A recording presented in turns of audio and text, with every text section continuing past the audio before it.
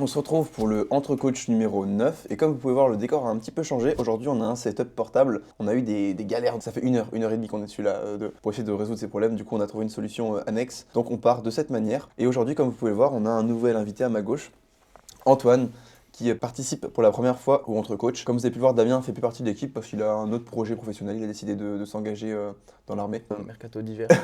Il y a eu un changement. Changement Et donc du coup, stratégique. c'est Antoine qui vient de remplacer, enfin remplacer pas vraiment, qui en tout cas nous rejoint maintenant. Donc on va partir directement sur nos sujets. Est-ce qu'il y en a un de vous qui est chaud pour entamer la danse? Moi j'ai un petit sujet, mais moi je peux Bah, commencer si vas-y, vous voulez. vas-y. Mon premier sujet, c'est qu'est-ce que vous pensez actuellement, enfin, de ce qui se dit un petit peu sur le fait de trop complexifier la pratique de la FA, que ce soit d'un point de vue du coach, donc complexifier un petit peu la manière dont vous coachez vos athlètes, ou en tant qu'athlète, la manière de complexifier un peu toutes les séances, etc. etc.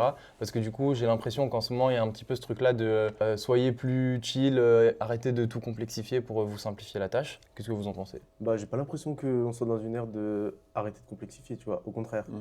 Moi, je voyais plus le truc à l'inverse. Genre les mecs qui disent qu'ils sont locked-in et tout, qui marchent 25 000 pas par jour. Non, mais genre, au contraire, moi, j'ai l'impression de voir de plus en plus de prog qui sont un peu farfelus, tu vois. Ouais. Et à l'inverse, moi, je préfère les prog. Bah, typiquement, un truc qui est intéressant, mais plus j'avance dans un suivi avec un athlète, plus la prog va être quasi full mouvement comp, tu vois. Et mieux c'est, je trouve. Quand tu arrives à faire une prog où même sur une variation, tu peux mettre une charge, tu sais que par rapport à la charge, l'athlète va pas overshoot, va pouvoir avoir une bonne dynamique dans son bloc, etc. Je trouve ça beaucoup plus intéressant plutôt que dire alors si tu fais telle variation à tel pourcentage du sol, du machin, en fait tu peux pas prévoir quoi ça. Même en dehors de ça, je pense que pour moi, c'est amener de la complexité, c'est amener une manière de pas savoir ce que tu fais, de pas pouvoir te challenger parce que tu te connais pas. Et donc au final, tu vas dans bah c'est nouveau, donc j'essaye. Mm. Et comme tu fais sans arrêt que essayer, tu fais jamais réellement bien, tu vois. Ouais. Donc tu passes ton temps à faire de nouvelles choses, à avoir de nouveaux objectifs. Mais du coup, enfin, c'est très simple, tu vois. Si demain je veux apprendre à faire du skate, le premier truc que je vais faire, c'est genre faire un ollie. C'est le truc, entre guillemets, le plus simple. Ça va pas être très dur à apprendre. Maintenant, si je veux réussir à faire un backflip, bon, ça va être autre chose. Et donc c'est toujours pareil. Si tu prends des nouveaux objectifs sans arrêt, bah, c'est toujours simple d'avoir un truc simple à faire. Donc du coup, tu dis je progresse, mais en réalité, tu progresses sur des choses qui ont beaucoup moins de sens que plutôt bah, de revenir sur les bases qui sont elles plus poussées, parce que forcément c'est ton Ouais. sport. Et du coup, de devoir en fait aller chercher des steps qui sont beaucoup plus petites. Donc du coup, tu as l'impression que tu progresses pas parce que c'est des micro steps. Enfin, c'est vraiment des paliers tout petits. Et surtout, en fait, tu pars d'un point qui est tellement plus haut de base que c'est compliqué de rajouter de la progression. Mais au final, c'est cette progression-là qui compte, quoi. Et c'est peut-être un petit peu. Enfin, si tu vas mettre une variation super farfelue que tu n'as jamais fait, tu vas être en mode ah, je perds de 30 kilos semaine 1, etc. Ouais. Sauf qu'en fait, ton mouvement compte s'il bouge pas. Oui, après ça, je pense qu'en vrai, faut vraiment être d'élu pour partir de ce principe-là. Je pense que la plupart des gens le font pas. Mais je pense que là où tu veux le dire aussi, c'est que les gens aiment bien acheter des variables de il y a ça, faire attention à ça, machin, un truc, enfin Exactement. tout être en mode je monitor tout, machin, Ça. au gramme près, entre guillemets. Ouais. Et en vrai de vrai, je pense qu'il y a un stade où tu te prends tellement la tête sur des choses qui sont futiles que du coup, l'énergie que tu dépenses, psychologique et mentale ou même physique, à monitorer ces trucs tellement peu pertinents est plus importante que ce que tu gagnes à les monitorer, tu vois ce que je veux dire? Et moi, quand j'étais plus ou moins anorexique, j'avais ce problème-là, je faisais attention à tout. Genre, j'étais en mode ça, je mange pas parce que c'est mauvais, ça, je mange pas parce que c'est mauvais. Au final, il me restait 15 aliments dans ma vie que je mangeais et j'étais sans arrêt un stress de me dire bon, ok, ça, j'ai pas le droit, donc faut que je remplace par ça pour que ça fonctionne, machin. Et en fait, je me rendais compte que je me bouffais la vie à vouloir, Mhm. entre guillemets, optimiser des trucs tellement futiles que ça me coûtait plus d'énergie que ça me rapportait de bénéfices. Ouais, je suis d'accord. Bah, moi, je pense que le plus simple en général, c'est le mieux. Moi, l'exemple que j'ai, c'est comme on a fait la prog genre avant les mondes, où c'était le volume 4x4 à une certaine charge, Mhm. et le bloc d'après, c'était 4x5 sur les mêmes charges, puis après 4x6. Et du coup, bah, la progression, elle est facilement quantifiable là. Mm. Il n'y a pas besoin d'aller chercher des trucs avec X pourcentage, des drop sets, machin. Et en plus, pour toi en tant qu'athlète, je trouve que tu sais, c'est grave. Bah, c'est challengeant. Ouais, voilà, c'est ça. Genre là- Et tu sais déjà ce que tu vas devoir faire plus ou moins, du coup, tu te prépares. Enfin, tu vois, genre, il y a cet aspect-là que moi je trouve c'est grave. Qu'on appelle ça pas captivant, genre galvanisant. Voilà, Ok, c'est ok. ça le mot Ah que oui, je voulais, carrément, galvanisant. ouais, là, t'es dans les grands mots là. Non, mais tu vois ce que je veux dire, genre, quand tu sais que tu as un objectif sur 3 semaines et que tu connais déjà ce que tu vas faire au bout de la troisième semaine, Mhm. je sais pas comment expliquer, mais Oui, en fait, tu oui, sais que pour arriver là, en deuxième semaine, tu dois être là, et donc du coup, Ouais, de ça te fait avoir la pente montante et le coefficient directeur, tu vois. En fait, Alors là, frère, oh, là, moi, c'est finito. Terminé. Moi, je Bah capte. oui, tu sais où tu vas aller, donc Tu sais où c'est tu plus dois être, facile quoi. de suivre le chemin. mais je pense qu'il y a des trucs farfelus parce qu'il y en a qui vont construire leur prog en se disant ok, le samedi c'est le SBD principal, ça va être du comble, ça va être très important, machin. Et les autres jours, il faut que je mette des variations, tu Ah vois. oui. Moi je sais qu'au tout début que je coachais, j'étais un peu comme ça, j'étais en mode là il y a du comp, ah, le reste il faut que ça soit pour régler un problème Mhm. technique et Alors tout. que- Alors que typiquement, quand je t'ai vu t'entraîner tous les jours là cet été, tu faisais que du comp et c'était juste, tel jour je fais x1, x2, x3, enfin tu faisais pas Après, une rep fait chaque jour, donc, mais en fait t'étais pas en mode, tel jour c'est mon comp le plus principal, après je vais faire un pause comme ça, un tempo, un machin, non, tu fais du comp. Puis surtout que tu as déjà beaucoup de choses à faire sur un mouvement de compétition avec il y a tellement de formats possibles. c'est et ça, à tout. varier. Donc tu peux complexifier un mouvement de comp avant même de complexifier une variation et tout. Mais même au-delà de l'aspect programmation, même dans la pratique en tant que telle et dans l'exécution, pareil, tu as des gens qui essayent de tellement complexifier qui complexifient leur mouvement sans vraiment s'en rendre compte parce qu'ils veulent aller chercher le truc parfait, le truc le plus opti et tout. Mais du coup, j'avance mes genoux 5 cm de trop au squat, du coup, il faut que je hinge plus, etc. Et en fait, du coup, tu n'arrives pas à établir une base un peu stable techniquement. Et après, ton bloc, il n'a pas trop de dynamique. Il y a une séance où tu es bien, la séance d'après, tu n'es pas bien. Du coup, tu fais un autre truc. Et en gros, au lieu de te dire, quand tu as la barre sur le dos, je brace et je pousse dans mes jambes, un truc con, tu es en mode, ok, alors en fait, là, il faut que je tienne ma barre comme ci, comme ça. Il faut que j'avance pas trop mes genoux au début du squat. Genre, vas-y, c'est galère. Et je pense que du coup, il y a pas mal d'athlètes qui se perdent par rapport à ça. Tu passes trop de temps là-dessus. Ouais, j'ai l'impression. Mais tu sais que moi, j'ai un truc dont j'avais déjà réfléchi à ça, et je me dis ça pourrait même être un sujet. C'est genre, en gros, ce qui fait que quelqu'un se blesse de manière générale, c'est qu'il sort de son pattern. Enfin, en gros, il fait un truc qu'il sait pas faire. Genre, typiquement, si demain je vais faire du foot, je vais faire un match de foot, il y a de grandes chances que je me blesse. Et pour approcher ça à la force, si demain je me mets à faire du tradi, j'aurai plus de chances de me blesser que je suis sumo. Si j'écarte trop ma stance au squat, j'aurai plus de chances. Voilà. Et ce que je veux dire par là, c'est que quoi qu'il arrive dans le sport, on sait qu'on va avoir des déviations techniques sur du lourd. Ça, genre, c'est évident. Et c'est pour ça que je pense que les gens se blessent sur du lourd. C'est pas parce que c'est lourd, même si évidemment c'est plus de contraintes. C'est parce que du coup, le lourd les fait sortir de leur pattern et donc du coup ils se blessent. Tu vois ce que je veux dire? Et du coup, je me disais, est-ce que des fois c'est pas plus mal aussi d'éviter de toujours penser, de toujours vouloir être parfait, machin, etc. Genre, je fais des fois 7, je sais que sur ma 5e, 6e, 7e rep, mon bracing sera pas parfait, je vais partir un peu sur l'avant, mes genoux vont se pousser, machin, etc. Mais je suis en mode, c'est comme ça, c'est partie du truc. Et dans une certaine mesure, le fait de accepter que j'ai certaines déviations, je pense que ça me protège pour être moins blessé. Parce que du coup, au lieu d'être toujours là, des fois je dévie un peu, je vais un peu là, machin. Et donc du coup, quand je vais forcer d'aller sur le côté, je vais pouvoir le supporter, tu vois. Ouais, je suis d'accord. Oui, typiquement, si un athlète a l'impression s'il fait un squat et qu'il n'a pas le feeling genre parfait, il va être en mode. Il y a un truc qui va faut changer. Voilà, faut changer exactement. Et du coup, la séance, ça va pas être ouf. Alors que si tu te dis, mon feeling, il est pas ouf, je m'en branle, je fais mon format, je me la donne, tu vois. Et voilà, c'est ok. Et au final, je pense que tu tires plus de bénéfices à faire ta série en ayant des petites erreurs techniques, mais en ayant poussé, quoi, en ayant fait un vrai effort. Et après, oui, voir ce qui va pas, etc. Mais si tu es en train déjà d'analyser ton mouvement, si tu as genre 5 reps à faire et que pendant la 3e rep, tu es en train de penser à l'erreur que tu as fait sur la première rep, en fait, ça va être un petit peu compliqué. Et si tu as 4 séries à faire comme ça, même mentalement, tu rentres chez toi, tu as envie de péter un câble, tu vois. Donc, ouais, je pense qu'il faut chill un peu. Mais ça, je pense que si pour moi, dans ce que tu parlais sur le sujet de base, pour moi, c'est entre guillemets, c'est un argument marketing. Tu vois, je fais des trucs compliqués. Là, je parle des coachs. Ouais, c'est ça. C'est en gros, regardez, moi, je fais attention à ça, machin, etc. C'est ce qui fait que je suis différent ou je fais mieux. Pour moi, c'est ultra marketing. Tu vois, au final, ce qui fait que quelqu'un est bon, ça va être souvent son expérience, sa manière de faire, le feeling que tu vas avoir avec, ce qui fait comment il le fait, mais surtout comment il l'amène. Et c'est pas forcément le fait de faire des choses complexes, c'est de faire des choses basiques, mais bien, tu vois, genre. Et qui correspondent à la personne. Ouais, bien sûr. Un super truc. Mais je prends l'exemple, genre, ça va parler à tout le monde quand on mange. Il y a manger une viande et manger une viande. Tu vois ce que je veux dire? Genre, tu peux manger, tu vas au supermarché, tu achètes du bœuf, et tu vas chez le boucher ou un truc de ouf et tu manges du bœuf. Tu manges la même chose. Fondamentalement, c'est les mêmes molécules, machin, etc. Mais on s'accorde tous pour dire que c'est pas la même chose. Tu vois ce que je veux dire? Et c'est un peu le même principe. Tu peux faire quelque chose de très simple, mais très bien. Et c'est le principe de cuisiner. Genre, les chefs cuistots, ce qu'ils font, qui sont bons, souvent, ils vont pas faire des recettes de zinzin, tu vois. Juste, ils vont te faire un truc très simple, mais délicieux. Et tu vas être en mode, c'est un banger. Un bon cuisinier, il te fait une purée, frère, tu pètes ton crâne, tu vois. Moi, je vais dire l'omelette. Ouais, l'omelette. C'est un peu la même chose pour le coach, tu vois, je pense. Je pense que, en fait. Faites des bonnes Non, mais en fait, ça sert à rien d'aller chercher le complexe. Parfois, il faut juste consolider ses bases, faire ce que tu fais déjà, ou pas forcément.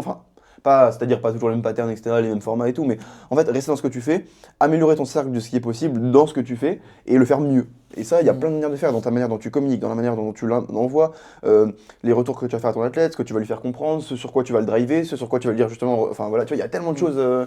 Et je pense qu'il ne faut pas confondre innover et complexifier. Parce que dans un des podcasts précédents, on parlait du fait de se renouveler un peu en tant que coach, trouver des nouvelles choses. Ça, c'est carrément OK, c'est une bonne chose et ça peut être très bien pour l'athlète comme pour le coach.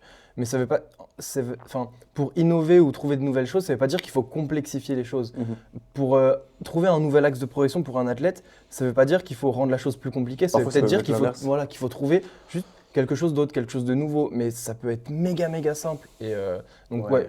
faut pas, je pense, tomber dans ce truc de pour innover, je dois complexifier. Non. Parce que généralement, tu vas te perdre. Mais je pense que aussi, le problème, c'est que là, on a parlé des coachs, mais aussi les athlètes qui s'attendent à ça, tu vois. Je pense qu'il y a beaucoup d'athlètes qui s'attendent quand ils prennent un coach à genre une dinguerie. Tu sais, genre en mode. Genre, je vais arriver, il va y avoir un secret, genre un truc qui va Ouais. me délivrer, tu vois. Et en fait, c'est pas comme ça que ça fonctionne. Ouais, puis genre chaque nouveau bloc il va dire ouais, il va y avoir une nouveauté, Ouais. il va y avoir ci, il va y avoir ça, alors que Et en fait, si la base fonctionne et que Oh, ça le bloc, il progresse, change pas. Oui, il a très bien marché. oui, ça marche bien, Mais en bah, fait, on refait, tu vois. tu changes ce que tu as besoin de changer. Ouais, voilà. Mais je pense qu'il y a des gens qui ont. Après, ça, c'est différent aussi. Il y a certains athlètes qui ont besoin de renouveau et ça va être une partie de leur réussite. Donc, faut trouver le juste milieu en fonction de ce que les gens ont besoin. Mais il faut pas être en mode c'est ce à quoi je m'attends ou je m'attends à avoir un truc nouveau, un banger. En fait, parfois, c'est juste simple. Il y a des gens. Genre, je suis persuadé qu'il y a des gens qui pourraient venir en coaching, genre me demander de les suivre. Je vais prendre leur même prog, tout pareil, hein, juste en faire quelques ajustements techniques. On va un peu se dire, bon bah là, tu vois, cette séance-là, au lieu de pousser, tu réduis un petit peu l'intensité, puis tu vas plus chercher là, machin, etc. Faire des tout petits ajustements. Et le même bloc peut se passer, genre, tu peux passer de, bah en gros, t'as pas progressé, c'était de la merde, à tu fais un plus 30 au total, tu vois. Ouais, bah ouais.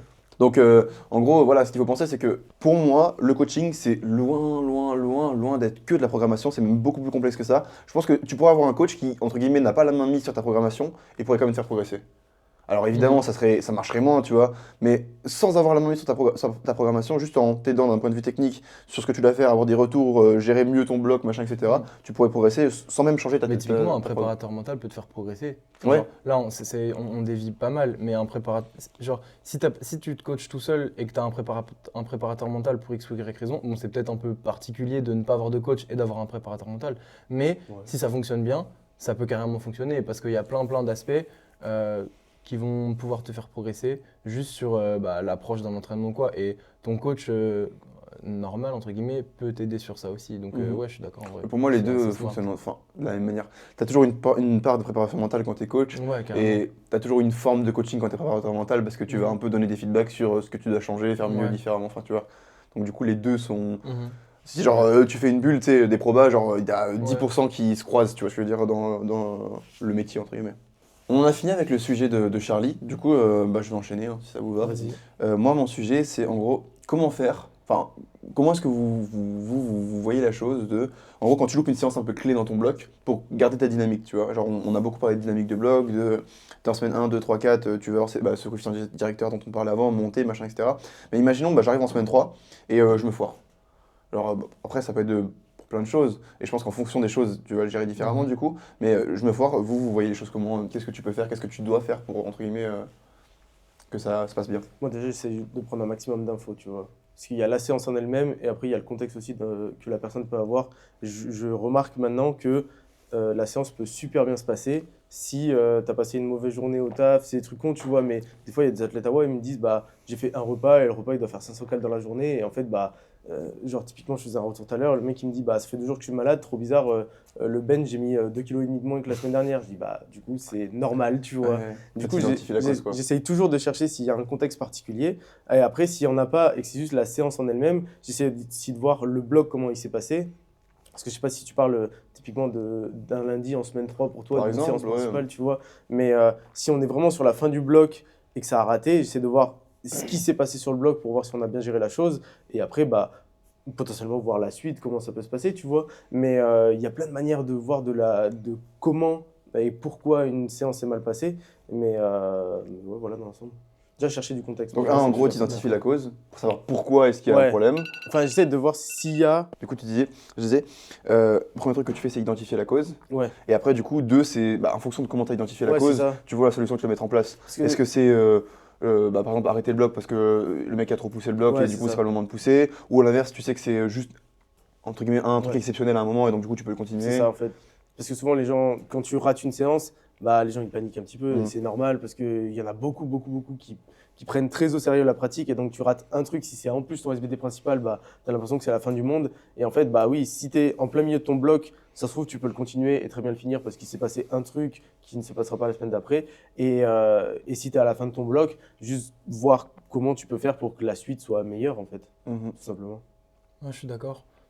Un truc qui me venait directement à l'esprit, et tu l'as évoqué, c'est moi j'aurais regardé un petit peu ce qui s'est passé la semaine d'avant, cette fameuse séance, et voir si on s'est amené à cet échec, entre guillemets, tu vois. Parce que généralement, si tu rates une séance, c'est possible que ce soit dû aux 2, 3, 4 dernières séances précédentes. Par exemple, tu as fait des méga bonnes séances, tu as fait genre 4 entraînements qui vont vraiment crescendo, tu montes en puissance, du coup, tu arrives à ton SBD principal, tu es en feu, tu veux trop faire, tu rates par exemple. Bah, dans ce cas-là, c'est un indicateur et comme tu as dit, j'essaierai de récolter des données sur ce qui s'est passé. Pareil, si les 4 dernières séances, ça fait que d'empirer parce que la personne est de plus en plus fatiguée ou alors elle accumule des petites douleurs et que du coup la séance se passe pas bien, bah, déjà je me dis ok, ça n'arrive pas par hasard entre guillemets. Après, tu peux aussi être dans les meilleures conditions et rater quand même une séance pour X ou Y raison. Et du coup pareil, j'essaierai de savoir un petit peu genre qu'est-ce qui nous a amené à faire ça. Est-ce que c'est des mauvais choix au niveau des charges que l'athlète a mis? Est-ce qu'on s'est mal compris sur les intentions de l'entraînement ou quoi? Et j'aurais surtout tendance à dire que, comme tu l'as dit, c'est pas parce que tu rates une séance dans ton bloc, même si elle est importante, que ton bloc doit être fini. Ouais. Sauf si vraiment tu t'es fait mal, si tu t'es tapé un lumbago, peut-être ça va être compliqué de faire 2 semaines en plus. Mais je pense que tu peux vraiment rattraper le tir déjà, même pendant la séance. Tu peux déjà Ouais. rattraper le tir parce que si par exemple c'est un SBD et que tu as fait n'importe quoi au squat, et ben en fait au lieu d'essayer de te venger un peu au bench et au terre en voulant faire un bête de truc, il y a de plus grandes chances que ça aille pas du tout et qu'au final tu te casses les dents. Alors que si par exemple tu arrives sur ta séance, tu fais ton squat, ça se passe vraiment pas bien, et ben accepte le fait que aujourd'hui t'es pas en forme. Fais ton bench, fais ton terre tranquille, chill, pour après essayer Ouais. de revenir petit à petit Passe à et autre pas chose, d'essayer hein. de bombarder au max du max. Il y a tu ça, vois. il y a aussi essayer de se punir, tu vois. Ouais. De dire, Ou de compenser. bah, je vais faire un 3x10 à telle charge au alors- bench pour, Alors, tu vois. ça c'est un haut level. Mais je pense un truc tout bête, déjà, c'est juste compenser. Alors, c'est la stratégie que tu vois en compétition. Tu loupes ton squat, du coup, tu veux compenser au bench de ton squat, c'est Ouais. le même principe, tu Et vois. du coup, tu finis Et là, par bah, au faire final, un tu 3 fais sur que de la 9, merde. ouais. Voilà, c'est ça. En fait, je pense qu'il faut. En gros, tu fais ton squat, tu passes à autre chose. Maintenant, tu fais ton bench. Ok, tu passes à autre chose. Maintenant, tu fais ton terre. Et à la fin, tu fais le feedback des trois. Ouais, de ouf. Mais encore en compétition, que tu cherches un total, c'est normal. À l'entraînement, en soi, le total, on s'en fout. Ce que tu veux, c'est faire un bon squat, puis faire un bon bench, puis faire un bon terre et voir ce que ça fait au total. Mais si tu loupes un entraînement, ça va rien changer à ta vie. Alors, une compétition, que tu as un peu cette pression-là et que tu le gères différemment, pourquoi pas? En entraînement, c'est vraiment con. C'est juste te tirer une balle dans le pied et, entre guillemets, même pas te laisser la chance de faire ce que tu peux faire correctement. Ouais. Parce que si tu loupes ton squat, tu as loupé 33%. Et après, c'est toi qui décides de est-ce que tu veux louper 66% de ta séance ou bah, rester à 33 et du coup faire le reste correctement, quoi. Et puis du coup, si c'est pas par exemple sur la séance principale et que la séance principale va arriver en fin de semaine, on peut adapter l'intensité. Par exemple, s'il a raté une série sur le jour 1, adapter le jour 2, 3 pour faire une sorte de mini taper et avoir la même intensité au global pour être prêt sur le SBD principal.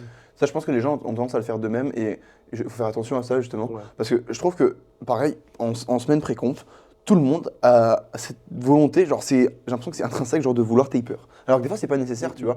Et moi, je prends l'exemple, justement, c'était un de mes sujets dont je voulais parler après, mais là, j'ai un athlète que je coach, Louis, qui a une compétition aujourd'hui. Et il était en mode, oh, je sais que quand je taper, je vais mieux, machin, je me sens un peu fatigué, et du coup, là, ça va, je dis gros. Le dernier bloc, on n'a pas taper du tout, t'as fait la meilleure séance de ta vie.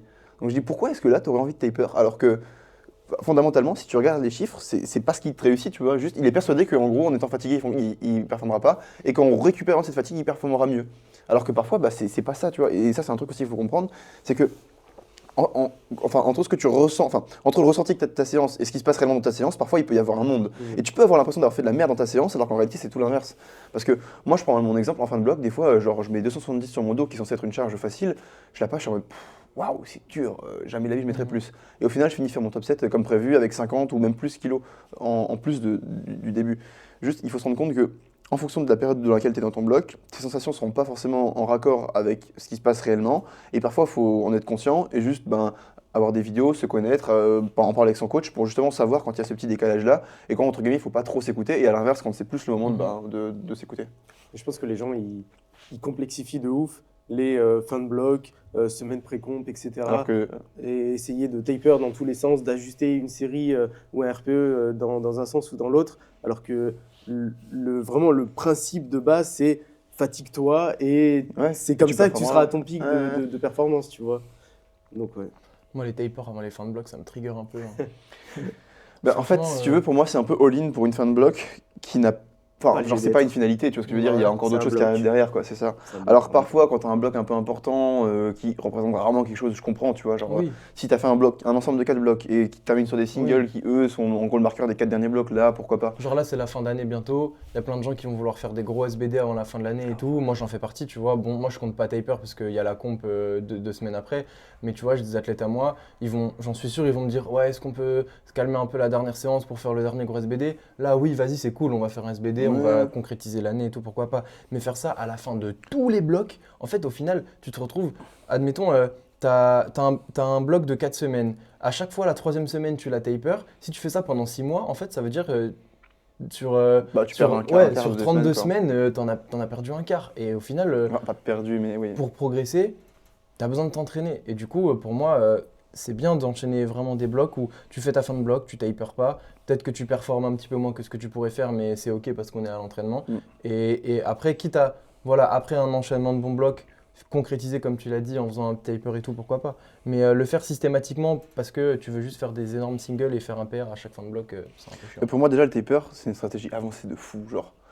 Je considère que peut-être même moi, à mon niveau actuel, je suis pas sûr à 100% d'en avoir besoin ou d'en avoir, d'avoir l'intérêt de le faire, tu vois ce que je veux dire? Mm. Parce qu'en fait, il faut arriver dans un stade tellement précis de connaissance de soi-même et surtout de savoir, ok, là c'est le moment où je dois un petit peu reculer pour machin, que c'est tellement complexe à mettre en Mhm. place, alors que, encore une fois, c'est complexifié pour rien.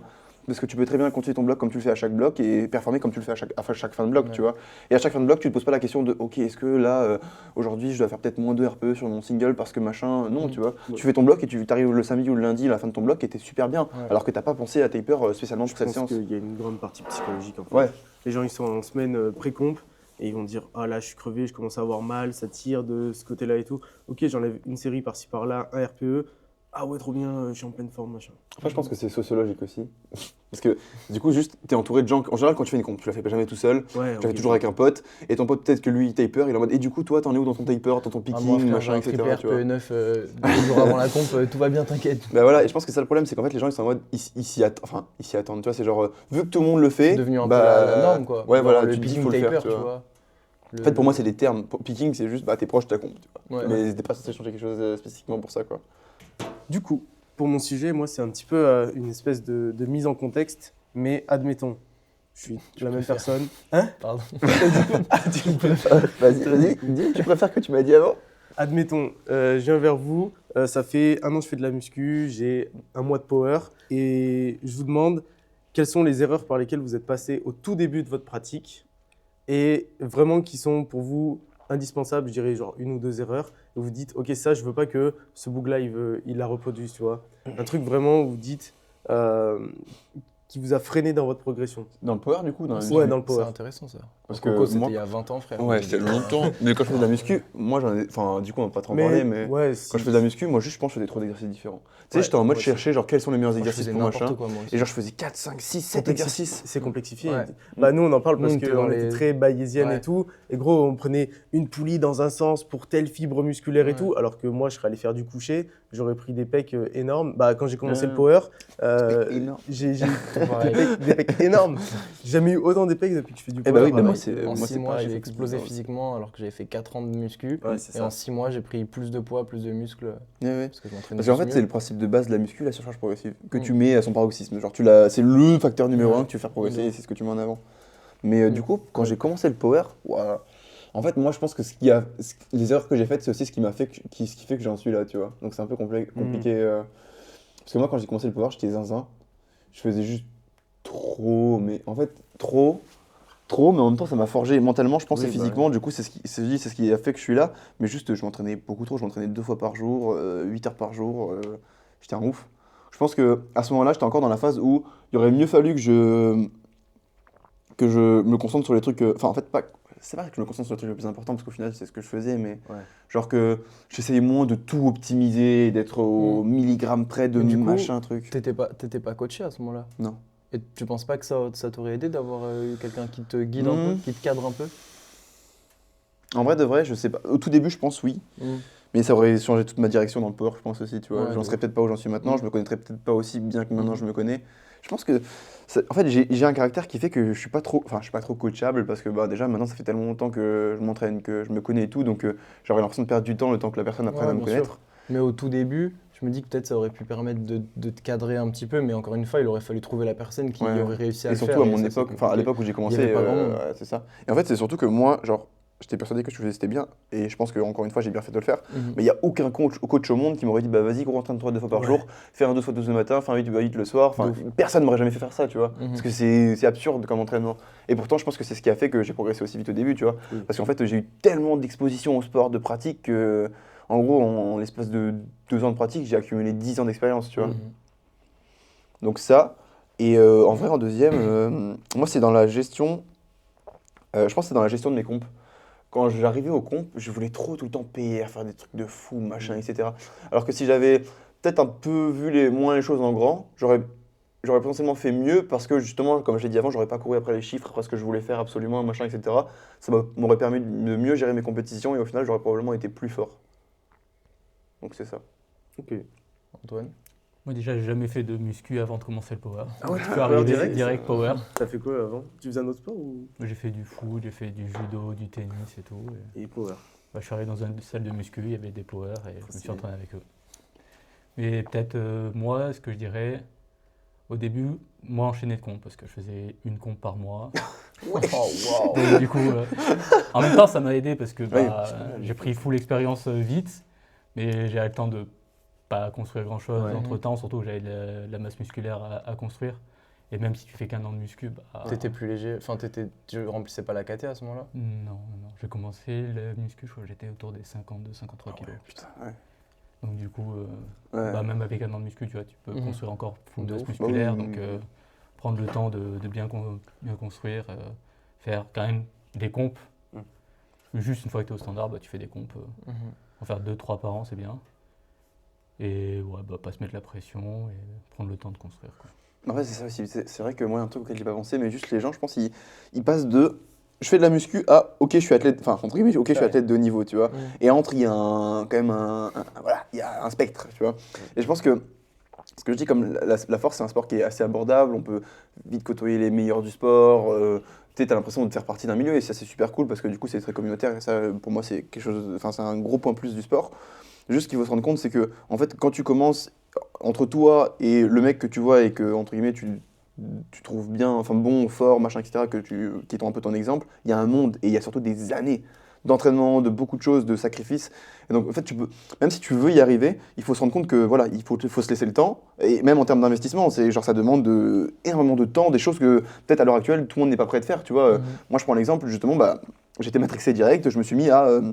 j'étais entre guillemets un jeune normal, je suis parti de chez mes parents pour faire mes études, je révisais 1h30 par jour, je m'entraînais 8 heures, je dormais, j'avais plus de vie sociale, mes potes à la fac ils me prenaient pour un con, je me faisais vanner par tout le monde parce que j'étais le mec qui était tout seul, qui faisait rien, machin, etc. Enfin, en fait ça a un poids quand même psychologique parce que du coup tu détruis un peu ta vie sociale si vraiment tu veux te mettre à fond directement. Et je pense que c'est comme tout, moi en ce moment je suis en train de faire du hook. Je faisais un hook par semaine à je fais un hook tous les jours, je vois l'état de mes doigts, j'ai envie de pleurer. C'est très dur la transition. Si j'avais peut-être fait un hook, puis 2 hooks, puis 3 hooks, puis 4 hooks, je me serais dit bon bah c'est dur, mais à chaque fois je peux le faire. Alors que passer de je suis entre guillemets un sportif lambda, je fais mon sport pour le plaisir, tu sais, comme avant je faisais, enfin peut-être pas au foot, mais comme la plupart des gens font 2 séances par semaine avec leurs potes, machin, etc. À je m'entraîne tous les jours comme un ouf, c'est ma vie, machin, etc. La transition elle est trop Ouais. brutale, trop abrupte et tout le monde peut pas la tenir, même psychologiquement je pense. Le sujet de base, c'était les erreurs qu'on a fait Ouais. quand on a commencé le power. c'est Et ça que tu penses qu'ils ont freiné ta progression Ouais. d'une certaine manière, tu vois. Franchement, c'est compliqué à dire pour ma part. Moi, je m'estime ultra chanceux d'être tombé là où je suis tombé, donc à savoir rencontrer Coco, Guigui et tout, parce que je pense que ça m'a trop aidé. Et grâce à tout ça, le fait de m'entraîner Quasi du temps, hein. quasi directement sur du calibré avec des gens qui connaissent la pratique et tout, j'ai vraiment pas fait trop d'erreurs. Les erreurs que j'ai faites, c'est avant justement d'arriver dans cet univers-là, de te connaître, de connaître tout le monde, tous ceux qui avaient à la salle. Ça n'a pas duré longtemps, j'ai dû me coacher solo pendant genre 5 mois et ça a suffi pour me déglinguer le psoas et qu'on mette 1 an à revenir parce que un peu comme pour toi, j'en faisais trop. Je me rappelle, je faisais genre 4 deadlifts par semaine et ma technique elle était nulle. Du coup je me suis complètement bousillé le psoas et donc je pense qu'une erreur principale c'était ça, c'est que c'est aussi un peu dans mon caractère aussi, quand je commence à faire quelque chose, je suis pris un petit peu par ça et je pense qu'à ça tout le temps et je veux faire que ça. Et du coup, en fait, surtout, c'était le moment où c'était le confinement et en fait, je m'entraînais chez moi. Du coup, je pouvais m'entraîner littéralement quand je veux. Et du coup, bah, j'étais tellement matrixé, je voulais tellement progresser que ça m'arrivait d'aller faire un deadlift alors que j'étais pas censé m'entraîner parce qu'en fait, je mangeais, je voyais ma barre qui était en face de moi et j'étais en mode vas-y, je vais faire du bench, tu vois. Et au final, vu que j'avais vraiment pas assez de connaissances et tout, je me suis fait un peu mal, mais ça m'a vite aussi permis de comprendre qu'il fallait que je m'entoure d'une personne bah, du coup pour me coacher et c'est pour ça que là, je t'ai envoyé un mail. Et donc je pense que un des trucs principaux, c'est ça. Et Mais après, du coup, tu vois, ton caractère dont tu dis que tu te mets directement à fond, etc. Tu penses que ça t'a pas desservi parfois aussi? Genre, parce que je sais Bah, que toi, je te connais un peu, t'as eu des j'allais périodes un dire. peu de, entre guillemets, burn-out, où je pense que t'étais un peu en mode, tu Ouais, faisais c'est de ça. manière très machinale et plus par passion, C'est parce ça. que t'étais trop investi, ou t'arrivais pas à trouver Ouais, en quelque fait, chose pour t'équilibrer à je côté, pense quoi. que bah, c'était le deuxième point, je pense, la deuxième erreur qui est arrivée peut-être un peu plus tard parce qu'il m'a fallu un peu plus de pratique. J'ai progressé hyper vite et en progressant vite, dans ma tête, je me suis un peu monté la tête.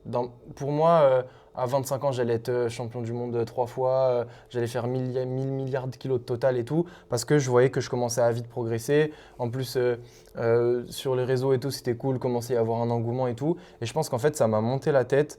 Arrivé à un moment, j'ai pris un mur de progression parce que bah, c'est comme ça, c'est la vie. Et en plus de ça, j'estime que je faisais pas non plus le nécessaire pour continuer à progresser autant parce que bah, au début, je progressais bien parce que je mangeais beaucoup, je m'entraînais tout le temps parce que j'avais rien d'autre de spécial à faire. Puis après, je suis arrivé dans la vie active, j'avais des soucis que tout le monde rencontre et ça m'a un peu freiné.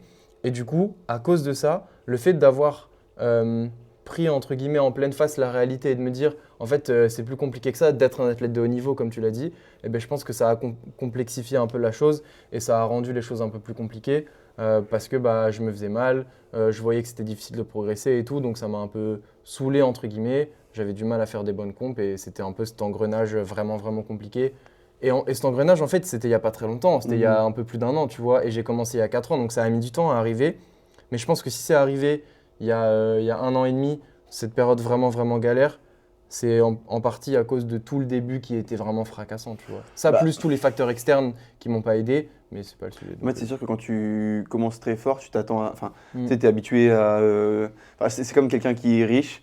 Le jour où tu lui demandes de vivre comme une personne normale, il n'y arrivera pas parce Ouais, que de tu es ouf. habitué à des standards qui sont pas ceux auxquels. Mm. Tu vois ce que je veux dire? Mais je me rappelle très bien, j'ai commencé, je faisais genre 400 kilos total.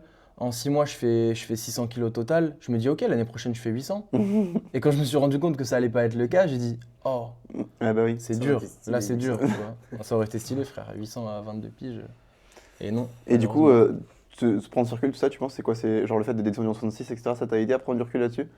Est-ce que tu le vois comme un échec? Enfin, t'en penses quoi? Le fait d'être descendu en D'avoir essayé de 66, descendre. non, alors un échec, oui, parce que bah, les 2 compétitions que j'ai fait, elles sont ratées. Donc ça, factuellement, c'est un échec. Après, est-ce que je regrette de l'avoir fait? Pas du tout. J'ai trop appris beaucoup de choses, que ce soit sur la manière de gérer mon hygiène de vie, gérer mon poids de corps, gérer les cuts, euh, gérer les compétitions, le refeed et tout. J'ai appris trop de trucs. Mais est-ce que c'était le bon choix à faire? Non. Est-ce que ça a été concluant? Non. Non. Est-ce que si je devais le refaire, je le referais? Non. Sûrement pas. Mais est-ce que je le regrette? Non. Bah, moi, c'est un peu la même chose avec ce que je disais, m'entraîner beaucoup. Mm. Je pense que c'était pas forcément le meilleur choix. Je pense que c'était pas non plus le pire des choix. Mais sans ça, je serais jamais où j'en suis aujourd'hui. Ouais. Donc, si je devais le refaire, je le referais. Enfin, si je devais le refaire, si genre j'étais en avant et je me posais la question de est-ce que c'est le bon choix, je referais la même Mm. chose. Tu vois, j'ai pas de regret, Ouais. quoi. Mais par contre, aujourd'hui, je le referais pas. Ouais, moi non. Après, c'est compliqué aussi de se dire est-ce qu'on doit refaire les mêmes erreurs parce que les erreurs qu'on a fait avant, c'est ce qui fait qu'on. Ouais, bah est là oui, c'est ce qui maintenant, te tu vois. construit et qui permet Ouais, d'apprendre de et tout. Après aussi, le truc que moi j'ai appris un peu plus tard, c'était essayer de plus de profiter des bons jours. Parce que genre, je sors du confinement, j'ai pas pu m'entraîner. Donc du coup, j'avais un peu la rage et dès que je pouvais faire des bons trucs un certain jour, bah, je le faisais et c'est ce qui m'a fait vraiment exploser à ce moment-là Ok. Ok. en 2021. En termes de perf, tu parles? Ouais, Ok. Du coup, je crois qu'en 1 an, j'ai pris genre 60 kilos sur mon total parce que vraiment, genre, dès que j'avais un bon jour, je profitais parce que bah, Mhm. avant, j'étais juste là, je dis bah non, on verra mieux la semaine prochaine, on fera mieux la semaine prochaine. Et Ouais. puis, des fois, la semaine prochaine, bah, t'es pas en forme et tu fais pas ça, tu vois. Mhm. Je comprends. Je pense que quand tu es un peu avancé, c'est pas forcément une mauvaise chose. Parce que du coup, comme tu dis, des fois, il faut savoir le prendre. Mais en théorie, je pense que si tu gères bien ta prog, en fait, moi, je le visualise, c'est en mode. Le problème, c'est que quand t'as pas eu de bon jour depuis un moment, dès que t'en as un, t'es en mode, ok, je vais l'utiliser à fond. Et le problème, c'est que du coup, bah, après, t'as plus de bons jours de nouveau pendant 30 jours, tu vois. Et je me dis, il vaut mieux faire en sorte d'avoir plus de bons jours et du coup, de pas tout consommer. et du coup globalement d'être plus dans le positif plutôt que dès que tu as un truc bien tu all-in et puis après du coup tu es down pendant X jours. Et ça c'est un peu le comportement je pense de beaucoup de power, tu sais, qui sont en mode wow, ce jour-là je me sentais trop bien, bon bah je fais un max. Tu vois, alors qu'en réalité, peut-être que tu te sentais bien, tu aurais dû prendre ce que tu avais à prendre, puis le lendemain, peut-être que tu te sentirais encore bien, justement, si tu génères pas trop de fatigue. Et au final, au lieu de faire une séance bien toutes les 3 semaines, tu peux peut-être en faire 2, puis après 3, puis 4, et puis au final, 80% de tes séances, c'est des bonnes séances, quoi. Je pense que ça dépend un peu de comment tu te positionnes, mais dans certains cas, je pense que c'est intéressant justement d'apprendre à, entre guillemets, comprendre pourquoi tu te sens bien et faire en sorte de le répéter plutôt que de le consommer, entre guillemets, quand c'est le cas. Tu vois. Ouais, c'est pas parce que t'es bien que t'es obligé de faire. Ouais. Tu peux suivre le plan, te sentir beaucoup mieux que prévu et être en mode ok, bah c'est trop bien, ça reste une bonne séance et j'en profite parce que j'ai de la Mais marge. en fait, je pense que c'est ça aussi, c'est que tu peux profiter, comme tu dis, sans forcément. Mhm. Enfin, par exemple, tu avais un single à 2-10 à faire. Il devait être RP8 et il est RP6, bah, en soi, tu as déjà bien profité, tu vois. Ça sert à Ouais, rien de mais- mettre de 17 et de Ouais. rater. C'est pas genre se cramer non plus, Oui, tu vois, oui, enfin, oui, je bien dis sûr. profiter, mais c'est genre, si t'arrives et que genre, tu dois faire, tu te sens super bien, tu veux faire un triplé à 195, mais que tu peux le faire genre à 200 et c'est le même RPE, Ah bah oui, pas bah vraiment là, en profiter c'est et le évident. faire, tu vois. Ouais, ouais, ouais, c'est évident. Ok. Et toi, Loïc? Parce que t'as Ah ouais, c'est répondu. vrai. C'est vrai que c'est toi Moi, qui as lancé le sujet. moi c'est rigolo parce que quand j'ai pensé au sujet, vraiment j'avais l'impression d'être une éponge des réseaux sociaux du power, tu vois. Je suis arrivé vraiment au moment où ça a pété sur les réseaux le power. Du coup, moi, c'était genre, je me rappelle, je faisais la transition entre muscu et power. J'avais ma petite prog sur mon papier que je me faisais parce que j'avais l'impression d'être un crack. Sauf qu'à chaque fois que j'ouvrais un stack, je voyais une nouvelle variation que je connaissais pas. Un athlète qui avait une technique un peu particulière, soit une stance extra large, soit très serrée et tout, je changeais tout. Genre, le jour où j'ai dit je commence le power, j'avais fait la prog parfaite pour moi. Et en fait, tous les 2 jours, ça changeait. Je disais, ok, j'ai vu telle variation. Genre, je me rappelle quand tu as commencé à me coacher, je faisais du halt. Pourquoi tu fais du halt? Aucune raison. Il n'y en avait aucune. C'est juste- J'avais juste vu cette variation sur les réseaux. Et c'est un truc que je fais plus tout aujourd'hui, de copier à tout va, parce que maintenant, je suis un peu plus réfléchi qu'à l'époque. Mais en y repensant, vraiment, à chaque fois que je voyais un gars qui faisait, je sais pas, qui avait les pieds super serrés, je squattais les pieds super serrés. Du coup, je changeais tout le temps. Et du coup, je pense que j'ai perdu Ah, c'est vrai un que peu du temps. t'es arrivé à cette ère-là de le gros boom de la Ouais, force en France. vraiment, complètement. Moi, je suis arrivé un tout petit peu avant. Ouais. Et du coup, à ce moment-là, c'est vrai que ça devait Et être. du coup, à chaque fois que j'ouvrais un stage, je voyais variation, machin, ok, je vais la faire demain. Et voilà. Voilà. La Après, du coup, j'ai complexification. testé plein de trucs. Et maintenant, ça va. Mais Ouais, maintenant ça va, c'est bon. maintenant, ça va, on a tout essayé, on a profité. Mais je pense que j'ai perdu un tout petit peu de temps là-dessus, mais j'ai pris de l'expérience. Donc voilà. Ok. Bon, on part pour le sujet numéro 4. Du coup, le premier sujet d'Antoine, on t'écoute. Ah ouais, ça met la pression. On va commencer par un bon On sujet. t'écoute. Non, moi c'était plutôt comment chez un vraiment débutant utiliser le format des singles et aller chercher des max au bout de genre combien de temps est-ce que à la fin d'un bloc c'est bien d'aller chercher ou vaut mieux être prendre plus de temps et plus prévoyant. Mhm. Bah, je vais commencer. Hein. En vrai, je pense que plus t'es débutant, plus c'est simple de faire des singles souvent. Enfin, de faire des singles PR entre guillemets souvent parce que bah, je pense ce que tu as dit avant. En vrai, un débutant, chaque bloc, si t'es vraiment débutant, chaque bloc, t'es censé quasiment progresser, tu vois. C'est quasiment sûr. Ça va dépendre un petit peu de en fait, à quel point le mec est avancé techniquement. S'il y a déjà par exemple des grosses avancées techniques à faire, faire des singles quasiment tout le temps, pour moi c'est une bonne chose. Parce qu'il faut que tu puisses avoir un truc qui confirme de bah, est-ce que t'es bien ou est-ce que t'es pas bien. Donc du coup, bah, ça pour le savoir, la meilleure façon de le faire c'est de faire un single. Donc tu peux faire des singles assez régulièrement et en théorie à chaque fin de bloc c'est censé être un PR pour moi. Alors peut-être pas un max. En fait moi je pars du principe qu'il y a une période quand t'es débutant qui est super intéressante, c'est quand t'arrives à progresser genre sur tes singles entre chaque bloc. Genre, imaginons t'es bloc 1, bloc 2, bloc 3, du coup à la fin de ton bloc 1, t'es moins fort qu'à la fin de ton bloc 2 et que t'es moins fort qu'à à la fin de ton bloc 3. Je trouve ça super cool, même si tu fais pas des max, en fait, de continuer à garder ce format-là, parce que en fait, t'as une période super cool où tu fais que de faire des PR, et tu peux faire en sorte de faire que de faire des PR. C'est-à-dire que tu peux faire en sorte de, à chaque séance quasiment, que ce soit un PR. Et en plus, c'est des PR qui sont pas fatigants. Ouais, Désolé, je te coupe, mais c'est ultra en fait, motivant. ouais, c'est ça qui est bien. Tu sais, t'es en mode aujourd'hui, je sais que je vais faire un truc que j'ai jamais fait. De Et ouf. aujourd'hui, et demain, bah encore un truc que j'ai jamais fait. Mm. Et genre, c'est juste une période qui est trop cool. Et plutôt que, en fait, si t'as encore de la marge, bah conserve-la. Plutôt que d'arriver à la fin de ton bloc, all-in, allez hop, PR plus 30, et au final, bah du coup, tu vas peut-être reprendre 3 semaines à refaire des PR. Ouais, puis tu je vas me dis, peut-être un peu fumer ta technique et tout. ouais, moi, mais même en dehors de ça, je me dis, entre guillemets, tu consommes pas tout ce que tu pouvais utiliser parce que du Ouais. coup, tu vas recommencer ton bloc en faisant des PR, tu vas être en mode, ouah, la dinguerie. Et tu sais, ça va te Ouais, créer un ok, cercle je capte. grave positif où tu vas dire, en fait, je fais que de PR, du coup, c'est trop amusant. Plutôt que, entre guillemets, savoir que tu as 30 kilos de marge et que tu veuilles absolument savoir quel est ton max, tu vois, de te dire, bah en fait, bah voilà, là je fais un PR, je continue de faire un PR et encore un PR, un PR, un PR, et au final, bah je me retrouve à où est-ce que j'aurais pu faire, et il y a forcément un moment ou un autre où bah, tu pourras plus progresser comme ça Ouais, linéairement, c'est ce que j'allais dire, et faut du coup, tu profiter de arriveras ça, à ton hein, max, parce tu que- vois. Et du coup, je me dis, ben, autant y aller comme ça. Et en plus, ça t'inculque un truc vraiment grave cool de bah, je vais à l'entraînement, je vais kiffer parce que je sais que je vais faire un truc que j'ai jamais fait, quoi. Donc, Ouais, je suis d'accord. il y a de ça. Du coup, dans l'utilisation des singles, pour moi, en fait, c'est un truc que tu peux mettre assez régulièrement, franchement, toutes les semaines, sans problème, sur chaque bloc, moi je vois pas trop de problème, en fonction évidemment de l'avancée technique, comme j'ai dit, et du niveau de la personne. Et du coup, bah voilà, en fait, après les PR, franchement, ça peut être quasiment à chaque séance, honnêtement. Je suis d'accord. Je pense que déjà même d'un point de vue de l'adhérence, les athlètes, ils aiment bien ça. Mhm. Après, faut pas qu'ils fassent n'importe quoi, évidemment. Mais comme je disais, moi, j'ai vraiment l'impression que pour un bon débutant, comme tu disais, faire un PR et faire des singles, ça va même pas vraiment fatiguer en soi l'athlète parce qu'en fait, généralement, le facteur limitant qui va empêcher l'athlète de pousser plus lourd, ça va être la technique quasiment à chaque fois. Ou lui-même, moi- enfin, ouais, oui, voilà, la technique c'est tellement voilà, c'est global, ça. c'est En fait, la coordination entre intermusculaire, exactement. machin, etc. C'est ça. Le temps que ton corps il capte un petit peu quels efforts tu dois fournir, etc., et que tu deviennes vraiment plus fort, ça prend du temps quand même, tu vois. Mais du coup, au début, les PR que tu vas faire, ça va être parce qu'en fait, juste, tu arrives à mieux brace, tu vois. Ouais, ouais, Et donc, en fait, tu vas faire un. Et ça se rejoint un petit peu sur ce que tu disais de garder de la marge. C'est qu'en fait, parfois, tu vas faire un PR que tu n'as jamais fait et tout, c'est cool. Et tu vas peut-être pas réussir à faire plus. Mais pas parce que t'es pas assez fort, parce que t'as pas encore réussi à bien mettre en place ta technique ou alors à suffisamment bien te placer ou à tirer juste assez pratiquer fort. ton mouvement Voilà, aussi c'est des ça. fois, tu vois. Et donc en fait, je pense que, comme tu disais, tu peux faire pas mal de singles quand tu débutes. Tu peux même faire des max, entre guillemets. Non, pas faire des max, pardon. Tu peux faire des PR assez régulièrement, mais il faut pas que ce soit des max parce que pour moi, si ton max, en gros, c'est genre, je vais tirer le plus de barres possible au terre jusqu'à ce que la barre elle arrête de décoller. Mais en fait, ça se trouve, tous les ajustements techniques qui font que tu as fait ce PR plus 10, tu vas les perdre, entre guillemets, ou tu vas un petit peu brouiller cette amélioration technique en essayant de tirer sur 220 kg, par exemple. Et donc, du coup, pour moi, c'est pour ça que c'est important de faire des singles, mais de ne pas essayer d'aller chercher le maximum que tu peux tirer, parce qu'en fait, vu que tu es débutant, c'est même pas réellement le maximum que tu peux tirer.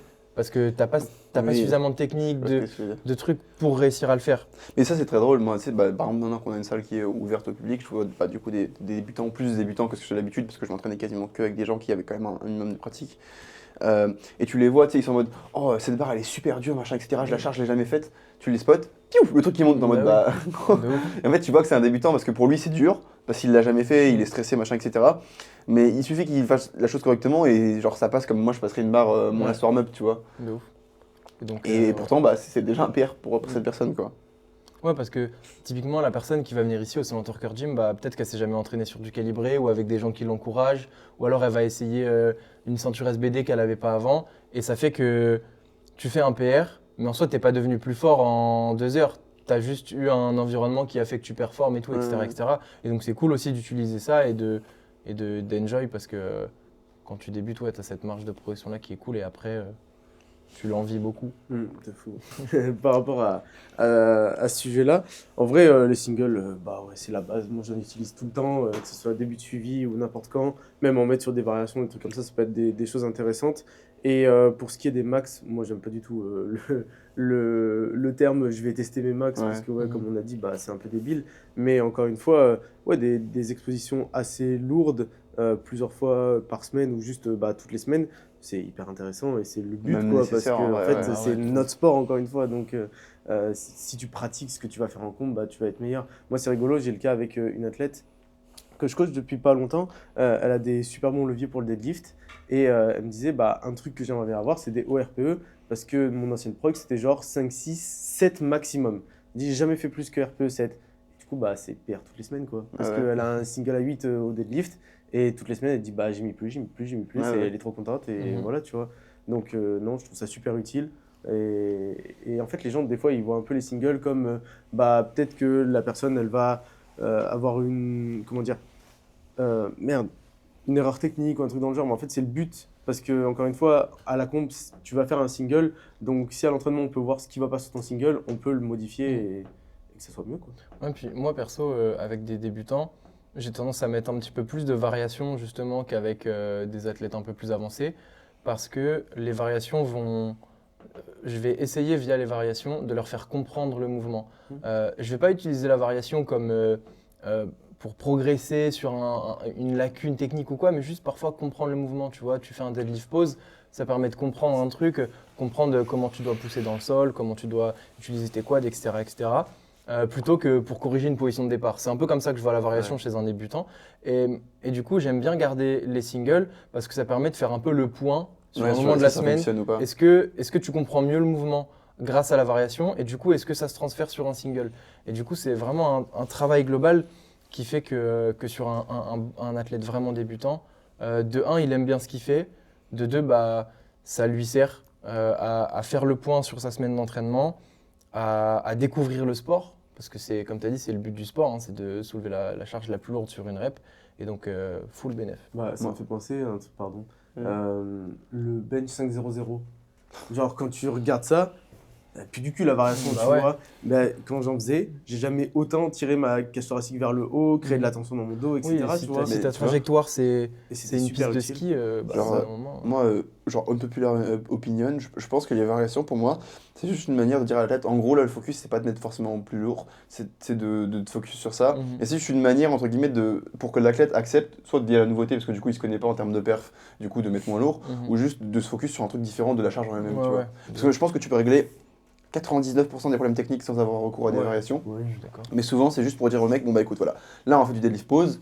Le mec il sait que sur du deadlift pause, il sera moins fort que sur du deadlift classique, donc du coup il va l'accepter. Et comme c'est nouveau, il y a de grandes chances qu'il mette encore moins lourd et qu'il dise, bon ok, je vais travailler sur ce que je pensais, je vais penser à ce à quoi je dois penser, Mhm. plutôt que juste charger entre guillemets parce que j'ai déjà fait ça en x5, donc du coup je vais faire mieux, Ouais. machin, etc. Tu vois. Et Ouais. je pense que c'est pour ça que tu parlais de moi qui s'entraînait tous les Ouais. jours et qui faisait des formats différents. Il y a des jours où je dépassais pas RPE 5, tu vois ce que je veux dire, sur mon squat. Bon, après, RPE 5 pour moi, c'est pas RPE 5 pour tout le monde parce que je suis quand même assez avancé, donc on va dire que je suis capable de me pousser beaucoup plus dans l'effort.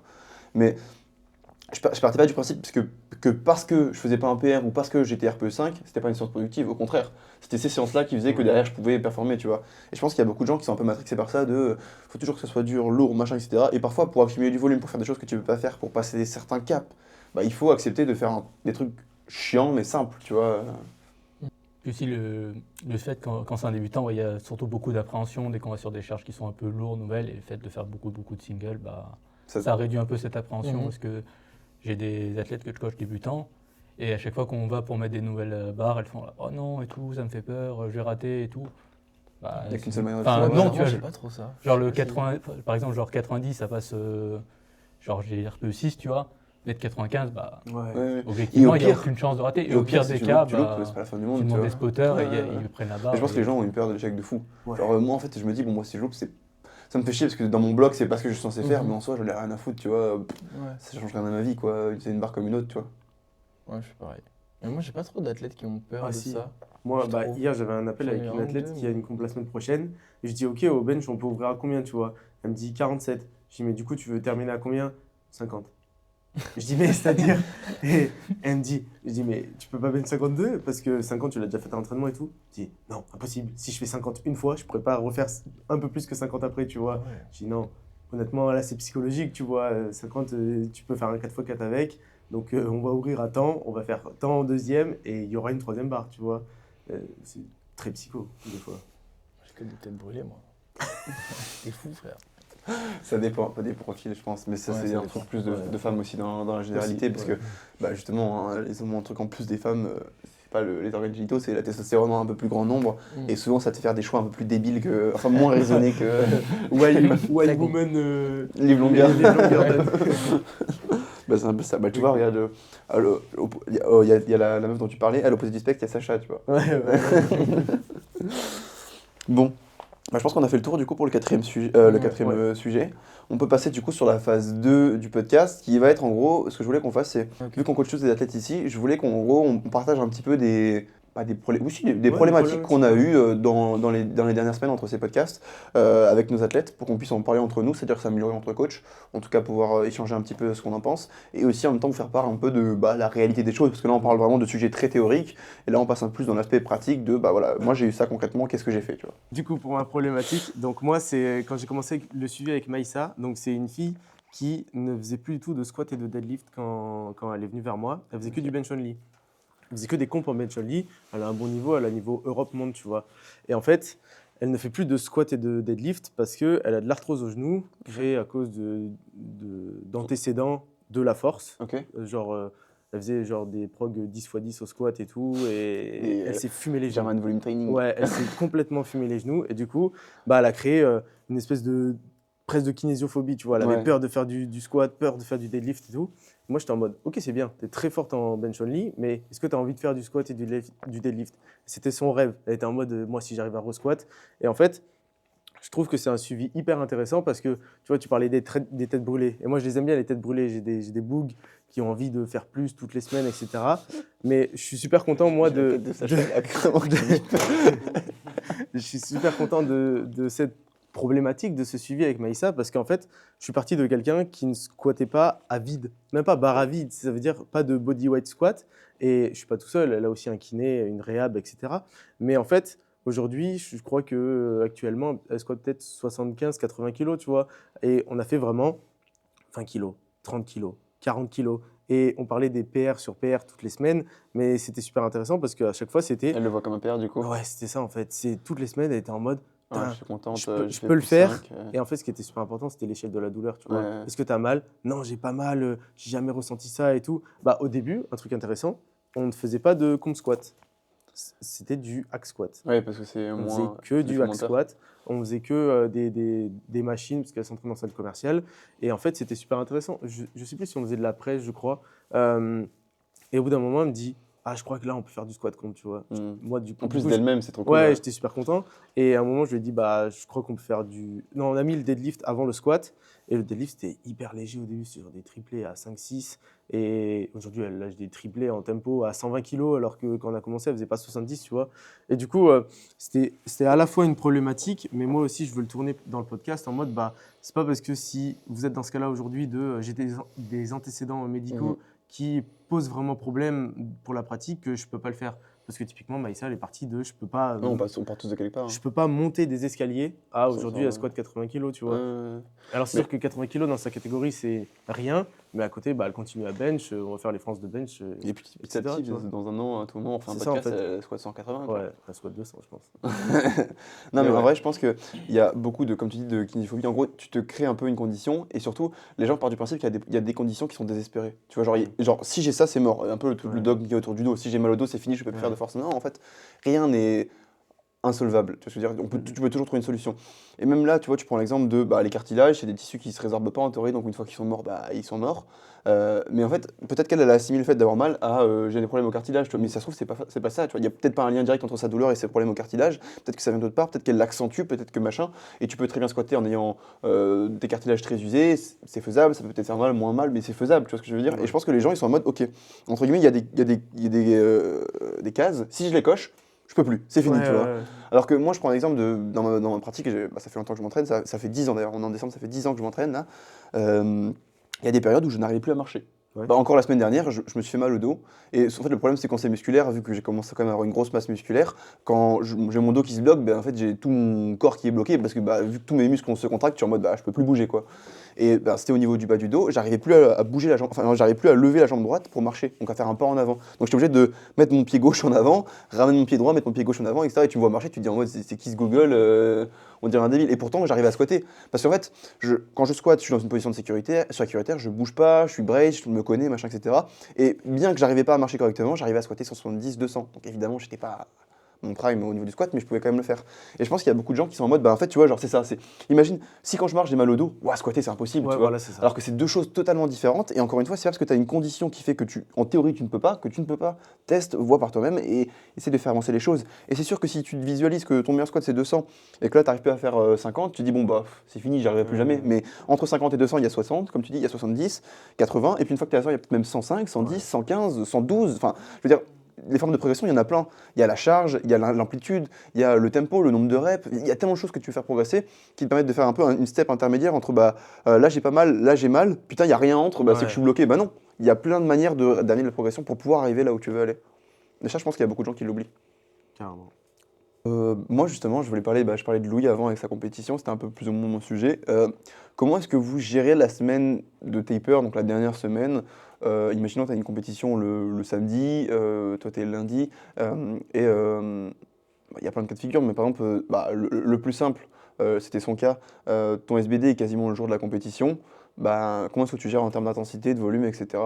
Moi, ce que je lui ai dit, sur son dernier bloc, en gros, on n'a rien fait et tout se passait très bien. Donc, pourquoi est-ce qu'on ferait quelque chose? Il n'y a pas trop de sens. Il y a une exclusion à ça. Son dernier tiers, c'est le jeudi, passé le samedi. Et c'était quand même un terre assez lourd. Je crois qu'il devait faire un x5 à 2,55, un truc comme ça, ou 60, sachant qu'il a un max entre, on va dire, de 80 et 300. Donc je me suis dit, bon, on va juste taper un tout petit peu cette série-là en termes d'intensité, mais le volume est resté le même. Et je considère que, justement, dans ces semaines-là, en fait, tu as un peu deux profils psychologiques différents. Tu as ceux qui ont besoin de garder l'intensité et tu as ceux qui ont besoin de garder le volume. Ceux qui ont besoin de beaucoup de pratiques techniques pour garder leur technique, du coup, ils vont être plus souvent dans le cas volume. Et ceux qui ont besoin un peu de se mettre en confiance, etc., qui voient toujours cette visualisation un peu sous forme de palier, je fais ça, puis je fais ça, puis je fais ça, ça va être plus l'intensité. Et dans son cas, j'ai quasiment tout gardé, juste la dernière série, parce que justement, on en a parlé avant. Je lui dis, écoute, moi je pense que tu as rien besoin de taper. Il m'a dit, moi je me sens un peu fatigué, j'aimerais bien taper un petit peu. Je dis, ok, le juste milieu, si on taper juste cette série-là, parce que je sais que c'est le terre spécifiquement sur lequel tu as envie de taper. Le reste, on n'a rien touché. Et du coup, on a vraiment géré ça comme ça. Alors qu'à la base, sur toutes ces dernières compétitions, c'était, entre guillemets, le taper, c'est genre une semaine avant, machin, opener, enfin le truc classique, opener, seconde barre, puis on réduit le volume et tout. Et là, j'ai vraiment rien fait de ça du tout. Et je suis persuadé que c'est vraiment la meilleure solution par rapport au dernier bloc. Et puis après, on verra évidemment le résultat de sa compétition. En fait, s'il est cadré sur la comp, c'est samedi ou dimanche, son SBD, c'est samedi ou dimanche. C'est facile. Ouais. Il peut, voilà, en fait, c'est facile. Mais typiquement, moi, hier, j'étais en appel pré-comp avec des gens, et c'est des gens qui ont un travail qui est contraignant parce que du coup, il n'y a pas de jour précis dans la prog, c'est jour 1, jour 2, jour 3, et tu fais comme tu peux. S'il y a ça, s'il y a, je sais pas, plein d'autres paramètres, et ben, j'étais en mode, bon, la semaine prochaine, la comp, c'est dimanche. Dis-moi comment tu peux t'entraîner les autres jours, et on essaye d'adapter tes expositions, etc. Donc ça, c'est déjà les jours d'entraînement, la fréquence des mouvements. Et après, pour ce qui est du volume de l'intensité, je suis de plus en plus partisan de garder un maximum.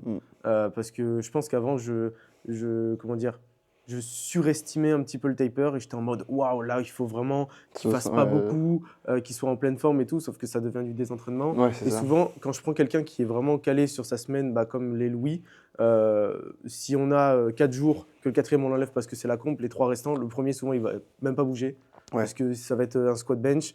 Je vais dire non, je veux qu'il squatte vraiment parce que sinon il va être complètement désentraîné. Et c'est après où je vais adapter. S'il y a des formats, comme on a dit, un gros deadlift, c'est souvent ce qui arrive. Tu as un gros deadlift en milieu de semaine, tu as la comp le dimanche, tu vas l'adapter. Mais je pense que, en tout cas, je sais que là, au fil du temps que je coach, j'apprends le truc en mode non, je veux qu'il s'entraîne. Et donc, je vais juste adapter si vraiment la semaine d'avant, il est complètement cramé, etc. Là, j'adapte. Mais si tu es en pleine forme, il n'y a pas besoin d'en faire des caisses. Moi, je prends un autre exemple, c'est Clara qui a eu une comp il n'y a pas longtemps en Belgique. Et en fait, ce qu'on a fait dans son taper, et ce qu'on fait souvent, c'est qu'en gros, elle passait, je crois que c'était le dimanche ou le samedi. Non, c'était le samedi, je crois. C'était le samedi, bref. Et en gros, elle avait l'habitude d'avoir son SBD le lundi. Donc, ce qu'on a fait, juste pour qu'elle cale ses sensations et qu'elle ait vraiment les mêmes, c'est qu'elle faisait toujours sa séance du samedi à 2 jours avant sa séance du lundi. Donc, en gros, on a fait sa séance du samedi le jeudi. Pour qu'elle ait ce même timing. Tu vois, c'est ça que aussi, je trouve qui est important, c'est faire ta même séance dans les mêmes conditions avec le même jour avant ta compétition. Et du coup, j'ai skippé une séance dans la semaine. On a décalé la séance et on l'a remise comme ça dans le même timing. Et je pense que ça, c'est un truc important, juste en fait, pour que tu n'aies pas l'impression qu'il y a rien qui change, tu vois. Et dans tes sensations de, ok, là je sais que quand je fais mon squat là, je le sors bien le lundi, donc du coup, pourquoi je changerais? Non, je vais faire la même chose avec le même volume. Le seul truc qu'on a fait, c'est qu'elle devait faire un format fixe, je crois que c'était un 3x3 à 130, il me semble, ou un 3x4 à 130, je sais plus exactement. Et en fait, au lieu de faire ça, parce qu'elle était un peu fatiguée, je lui ai dit en gros, au lieu de faire les 3 séries à 130, tu vas faire un ramp-up. Donc tu fais 120 x 4, 125 x 4, 130 x 4, tu auras quand même fait l'intensité avec le volume un tout petit peu moins, mais très proche, et après tu fais ta comp. Et ça s'est bien passé. Oui, parce qu'on s'en fiche on s'en fiche du jour où tu vas le faire. Le plus important, c'est de mettre dans les conditions. La temporalité, ouais. Ton corps, il ne sait pas qu'on est mardi et que tu vas faire ton tempo. Par contre, si tu as l'habitude de faire ton tempo le jour avant ton SBD principal, il faut le faire, tu vois. C'est ça. Ouais, je suis d'accord.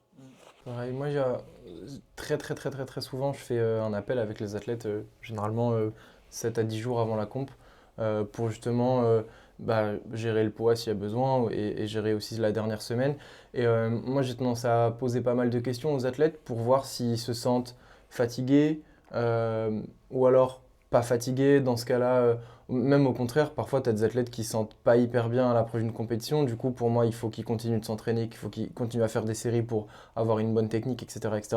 Donc en fait, je demande un peu à l'athlète comment il se sent. Si musculairement il est complètement rincé, déjà, ce que je vais tendance à avoir à taper, c'est con, mais ça va être les assistances. En fait, Mm. je préfère, pour un athlète qui a pas mal d'assistances, pas mal de renfos, et qui, je sais, se tabasse à ça, bah déjà, je sais que ça, je vais le cut. Hop, je l'enlève parce que je sais que ça va pas changer grand-chose sur ses mouvements de Sur sa compétition. récup, oui. Mais par Ouais, contre, ouais. bah, il va gagner du temps à l'entraînement, il va focus. mieux récup. Au niveau musculaire, il sera mieux.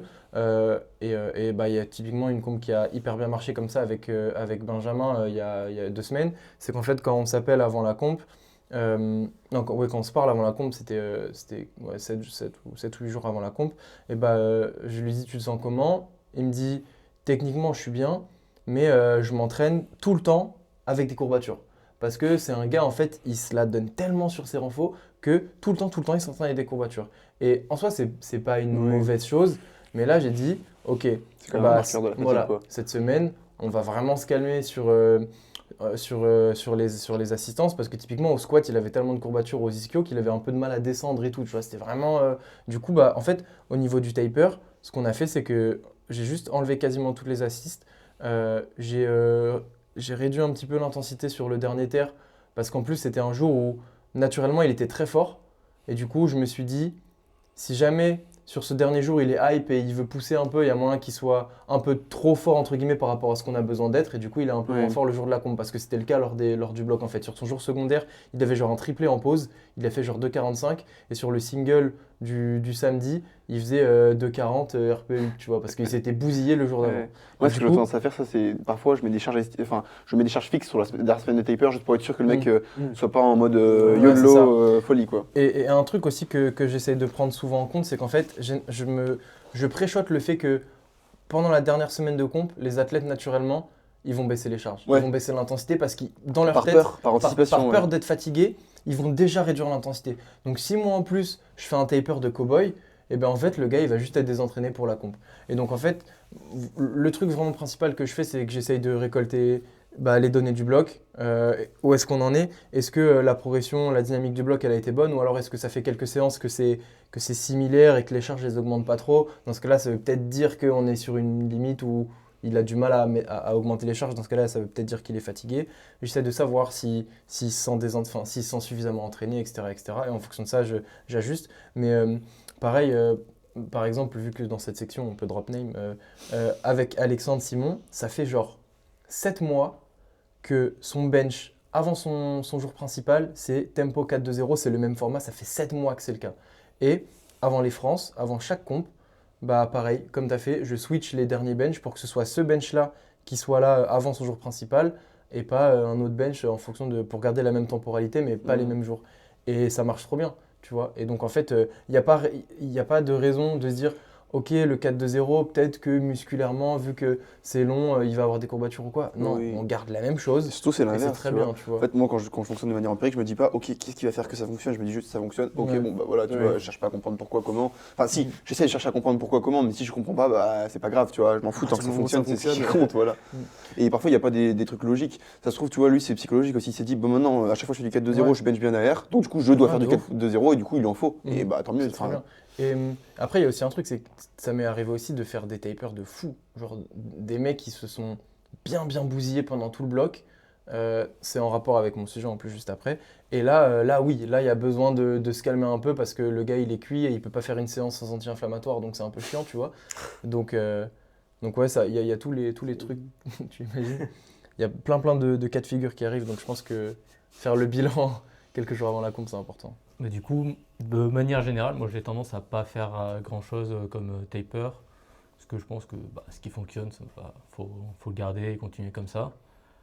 Après, effectivement, ouais, s'il y a beaucoup de fatigue ou si c'est une comp qui n'était pas vraiment prévue depuis longtemps, qu'on n'a pas pu vraiment caler les blocs, on adapte après la dernière semaine. Par exemple, si le gars il me dit 3 semaines avant, je vais Oui. faire cette comp-là, du coup, ouais, je vais agencer de manière un peu comme je peux et pour faire en sorte qu'il arrive. Et du coup, la dernière semaine, ça va peut-être changer parce qu'on va peut-être pas arriver pile en fin de bloc sur le jour principal et tout.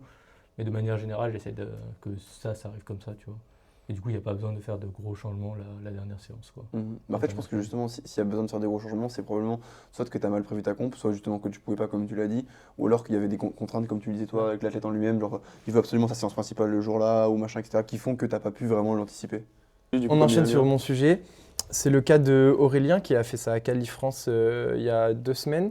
Et le problème qu'on a eu, c'est qu'en fait, il a commencé le bloc en folie. Genre vraiment, semaine 1, il avait des singles. Non, en fait, c'est ça qui était un peu tricky, c'est qu'il devait être genre à 8 et il sort à genre 5 kilos de moins que son ATPR, mais au RPE, tu vois. Ah putain. Et semaine d'après, pareil, un truc de ouf, il fait genre ATPR au même RPE. Et là, il commence à me dire, j'ai peut-être fait 2 semaines de fou, qu'est-ce qu'on fait, tu vois? Parce que là, ça veut dire, est-ce que je garde cette même dynamique où je sais que je suis en forme et il faut encore pousser 2-3 semaines jusqu'à la comp, quitte à peut-être qu'il y aura des dégâts à la fin, ou alors est-ce que je fais marche arrière, mais du coup je casse un peu la dynamique parce que la dynamique elle était là depuis un moment. C'est pour ça qu'on a commencé le bloc aussi bien, c'est que ça faisait un moment qu'il se sentait bien. Et en fait du coup on est arrivé à un moment où on était genre début de semaine 2, il reste 3 semaines et on est en mode ok bah est-ce qu'on push jusqu'à la comp et on voit si tu es capable de vraiment exploser ton niveau, ou alors risqué. Voilà, c'est un peu risqué, ou alors est-ce que on fait un petit pas on recule d'un ou 2 pas pour reprendre un petit peu le temps et tout. Et donc bah ce qu'on a fait, on a poussé, hein. On a poussé la machine, hein, les frères, on va pas se mentir. Et donc bah ça a bien fonctionné parce qu'il a fait une très très bonne comp, il a eu sa qualif France, il a fait un ATPR au total et tout. Mais c'est là où je disais que ça se rejoignait, c'est quand on a fait le call une semaine avant la comp, il était rôti. Le petit loup, le deadlift, il avait du mal, tu vois. Et lui-même, il me posait la question, il me dit, qu'est-ce que je fais? Est-ce qu'on met un peu la poussière sous le tapis jusqu'à la comp et tout? Et j'ai dit, bah toi, t'as envie de faire quoi? Je lui ai demandé, toi, qu'est-ce qui te drive et tout? Il m'a dit, moi, je veux ma qualif France, je sais que ça peut le faire. Et je sais que c'est un athlète, je bosse avec lui depuis un peu plus de 2 ans, je le connais, il se connaît, il est très smart dans sa manière d'approcher sa pratique. Du coup, j'ai dit, ok, là, tu veux pousser, on va y aller. Par contre, après, chill. Là, c'est Noël et tout. Là, je veux plus entendre parler de toi pendant 2 semaines. Il a bloqué carrément. Tu dors. Et donc, au final, c'est bien passé. Mais c'est vrai que c'est un moment de réflexion que je me suis dit, ok, qu'est-ce qu'on fait, tu vois? Donc, Du coup, t'as fait quoi pour le taper? Bah, du coup, on a fait un bon taper, Voilà. tu vois. En fait, pendant les quasi 2 dernières semaines, de base, il avait une variation au terre en halt qui lui faisait beaucoup trop mal aux hanches, donc on est passé en comp, parce que faire 2 départs, c'était trop compliqué, donc on est passé en comp. Il avait 3 terres par semaine, on a viré un terre, parce que ouais, c'était vraiment chaud. En fait, il était très bon le jour du SBD, il faisait des singles de fou, mais après, il n'arrivait plus à rien faire pendant la semaine. Sauf que techniquement, il était très très précis et il n'a pas besoin de temps s'entraîner. Et donc en fait, surtout qu'en fait, au début, il n'y avait que le terre qui lui faisait mal et après, ça commençait à l'embêter au squat et tout. Donc j'ai dit, ok, il faut que vraiment sur le terre, on ait le moins de fatigue possible. Et en fait, au terre, on n'avait pas besoin d'avoir un niveau stratosphérique pour avoir la qualif. Du coup, j'ai dit, là, tu tires déjà 2,50. C'est plus ou moins ce que tu peux faire. Tu peux faire max 2,57, 2,60. Ça ne sert à rien qu'on pousse pour faire plus. On va garder cette base et on va essayer de pousser encore un peu le bench et le squat, tu vois. Et donc, c'est ce qu'on a fait. Donc, j'ai quand même, en fait, j'ai quasiment taper le terre 2 semaines avant parce que sinon, il ne pouvait plus trop pratiquer. Et la dernière semaine, pareil, au bench, techniquement, il était méga bien, mais on commençait à avoir un peu de fatigue. Du coup, on a gardé quasiment autant de volume parce que c'est le fait de beaucoup pratiquer qui faisait qu'il était bien. Mais on a quand même réduit un petit peu l'intensité pour qu'il ne soit pas bousillé. Et au final, ça a bien fonctionné, mais c'était assez particulier et c'était un call un peu risqué à prendre, quoi. Mais moi, super drôle, c'est que, bon, à part au France, parce que je pense qu'au France, j'avais mon meilleur niveau ever au terre, toutes les meilleures compes que j'ai fait au terre, c'est des compes où les dernières semaines, j'étais cuit. J'arrivais plus rien. Je me souviens, en 2021, quand je terre 3,65, qui est mon meilleur terre en compétition, je crois que la semaine avant, je loupe 3,50 ou 3,40. Okay. Et je fais plus 25 à la comp, tu vois. Donc c'est intéressant parce qu'effectivement, quand tu es très fatigué comme ça, en fait, c'est là où tu peux avoir ce phénomène de surcompensation, mais en fait, c'est aussi très compliqué à voir, tu vois. Ouais, de ouf. C'est qu'il y a beaucoup de brouillard et toi, tu dois réussir à voir derrière ça. C'est pas trop. Ouais, et c'est pas facile à anticiper, c'est ça. Ouais. Mais en fait, des fois, il faut aussi se faire confiance. Si ce que tu fais, ça se répète toujours de la même manière et que ça fonctionne toujours pareil, c'est fort probable que ça se répète encore. Et donc du coup, si tout le phénomène se répète et que toi, tu as tendance à toujours stresser au même endroit du phénomène, dis-toi qu'en fait, c'est juste la normalité des choses et donc du coup, continue comme tu l'as toujours fait, tu vois. Vous avez rien à ajouter sur ça? Non. Nickel. Vous avez pas eu des mecs complètement fous, furieux qui... Si. J'ai eu les deux, Et moi justement, j'essaie de faire en sorte d'être très progressif dans les blocs maintenant. Je prends encore une fois l'exemple de Clara. Maintenant, ces blocs pré-comp, ils durent 2 semaines, parce que du coup elle s'entraîne le lundi. Donc ce qu'on fait, c'est qu'on commence le bloc 2 semaines avant, et en fait du coup, comme elle passe souvent le samedi ou le dimanche, ça fait sa 3e exposition le samedi ou le dimanche. Donc en gros, on fait sa première semaine, elle fait son 2e SBD, on condense sa 2e semaine, et donc du coup sa 3e exposition qui serait au lundi, elle passe... Et souvent on fait ça maintenant. Parce qu'en fait on enchaîne tellement bien les blocs sans forcément trop se la coller à la fin, qu'on recommence le bloc d'après en étant fort. Genre je prends l'exemple, elle a fait son dernier single au squat, c'était 65 sur son bloc avant je crois, et elle a recommencé à 52 je crois. Ok. Tu vois, donc il n'y a vraiment pas trop de delta Ouais, entre de ouf. la fin et le début du bloc, quoi. Ouais. Moi, j'avais un athlète, Adèle, qui on a commencé il n'y a pas très très très longtemps. Et en le voyant, je ne pensais pas qu'il pouvait tirer en sumo. Genre, il ne voyait pas du tout les leviers et tout. Sauf que lui, il voulait à tout prix essayer. Donc du coup, je dis, bon, bah, vas-y, si ça te fait plaisir, on essaye le jour 2, deadlift, on met un peu de volume. Du coup, j'ai vraiment commencé bas. Et du coup, petit à petit, on est monté pour gérer la transition sumo. Et finalement, ça se passe bien. Et après, du coup, même sur le squat, ça s'est vraiment bien ressenti parce que bah, du coup, je pense que le sumo, ça se transfère plus sur le squat. Est-ce que vous, du coup, vous avez eu des athlètes aussi ou que vous avez fait des transitions, on va dire, tradi, sumo ou... Moi, en vrai, ça a dû m'arriver. Le truc, c'est que je pense qu'il y a très peu de gens qui sont pas faits pour le sumo. Genre, je pense qu'il y a très peu de gens qui... Genre, je prends l'exemple par exemple de Pana, il tire en tradi. Je pense pas qu'il n'est pas fait pour le sumo. Genre, quand tu le vois, tu peux pas voir qu'il est pas fait pour le sumo, tu vois ce que je veux dire? C'est quand il se met dans sa position. C'est ce que j'allais dire. Je voulais le vanner, mais Désolé. je me suis dit, je suis pas légitime. Mais en fait, quand tu le vois comme ça, genre, tu te dis pas il est pas fait pour le sumo. Juste, c'est vraiment. Tu dis pas, il est le moment où champion se du monde, genre. Quel enculé. Alors, frère, il m'a mis une drill. Deux comptes d'affilée, il m'a allumé, donc c'est bon, j'ai le droit de prendre ma revanche. Non, pour le coup, si tu te dis champion du monde, parce qu'il est quand même bien musclé. Du haut du corps. Oh ouais, c'est sur Van, sur. Non, mais bref. Du coup, je pense qu'en fait, morphologiquement, il y a très peu de gens qui sont pas faits pour le sumo. Si tu me prends moi, par exemple, je suis pas spécialement fait pour le sumo, j'ai pas les bras très longs. Tu vois, il y a plein de gens comme ça, je pense que c'est le cas. Et je pense qu'il faut pas se biaiser, en fait. Faut juste dire. En fait, je pense qu'il y a beaucoup de caractéristiques physiques que tu ne peux pas voir, qui sont plus représentatives de ce que quelqu'un est capable de faire ou non, que son phénotype, enfin, tu sais, son apparence, quoi. Tu vois. Et genre, il y a plein de gens qui sont pas prédisposés. Enfin, genre, je sais même pas si j'ai un exemple comme ça, mais il y a des gens que tu vois comme ça, tu te dis, ah ouais, lui, il est pas sportif, ça se trouve, il est claqué au sol, tu vois. Genre, tu prends des Kylian Jornet, tu vois, bah, tu connais un peu Kylian Jornet. Tu le vois physiquement, tu te dis, il est pas sportif, il est tout queue, machin, etc. Et le mec, il te court pendant 400 km sans s'arrêter, tu vois ce que je veux dire. Donc là, évidemment, c'est des sports d'endurance, donc c'est pas la même physique qu'un sport de force. Mais dans l'idée, je pense qu'il y a beaucoup de gens comme ça. Bah voilà, exemple, Ilya Marichev. Tu le vois, il est tout queue. Ouais. Tu te dis, enfin bon, il a quand même pris maintenant un peu du câble. Mais en, Mais 50 quand il en était 53, il était tout queue. Ah, Il était en n'avait pas 53, une dose de muscle, rien du tout. C'était genre, vraiment, c'était une crevette. Et le mec, il était deuxième meilleur sub-junior du monde, machin. Enfin, tu vois, genre. Donc je pense qu'il y a beaucoup de caractéristiques comme ça. Franchement, faut pas trop se baser sur ce que tu vois. Et parfois, il faut juste laisser la chance. Encore plus, comme tu dis, toi, ton athlète, il voulait, entre guillemets, essayer, tu vois. Donc c'est con d'aller contre parce qu'au pire, en fait, moi je me dis, tu as deux choix. Entre guillemets, c'est tu jettes une pièce, tu tombes sur la pile face, enfin la position face, c'est il le voulait, ça fonctionne, tant mieux.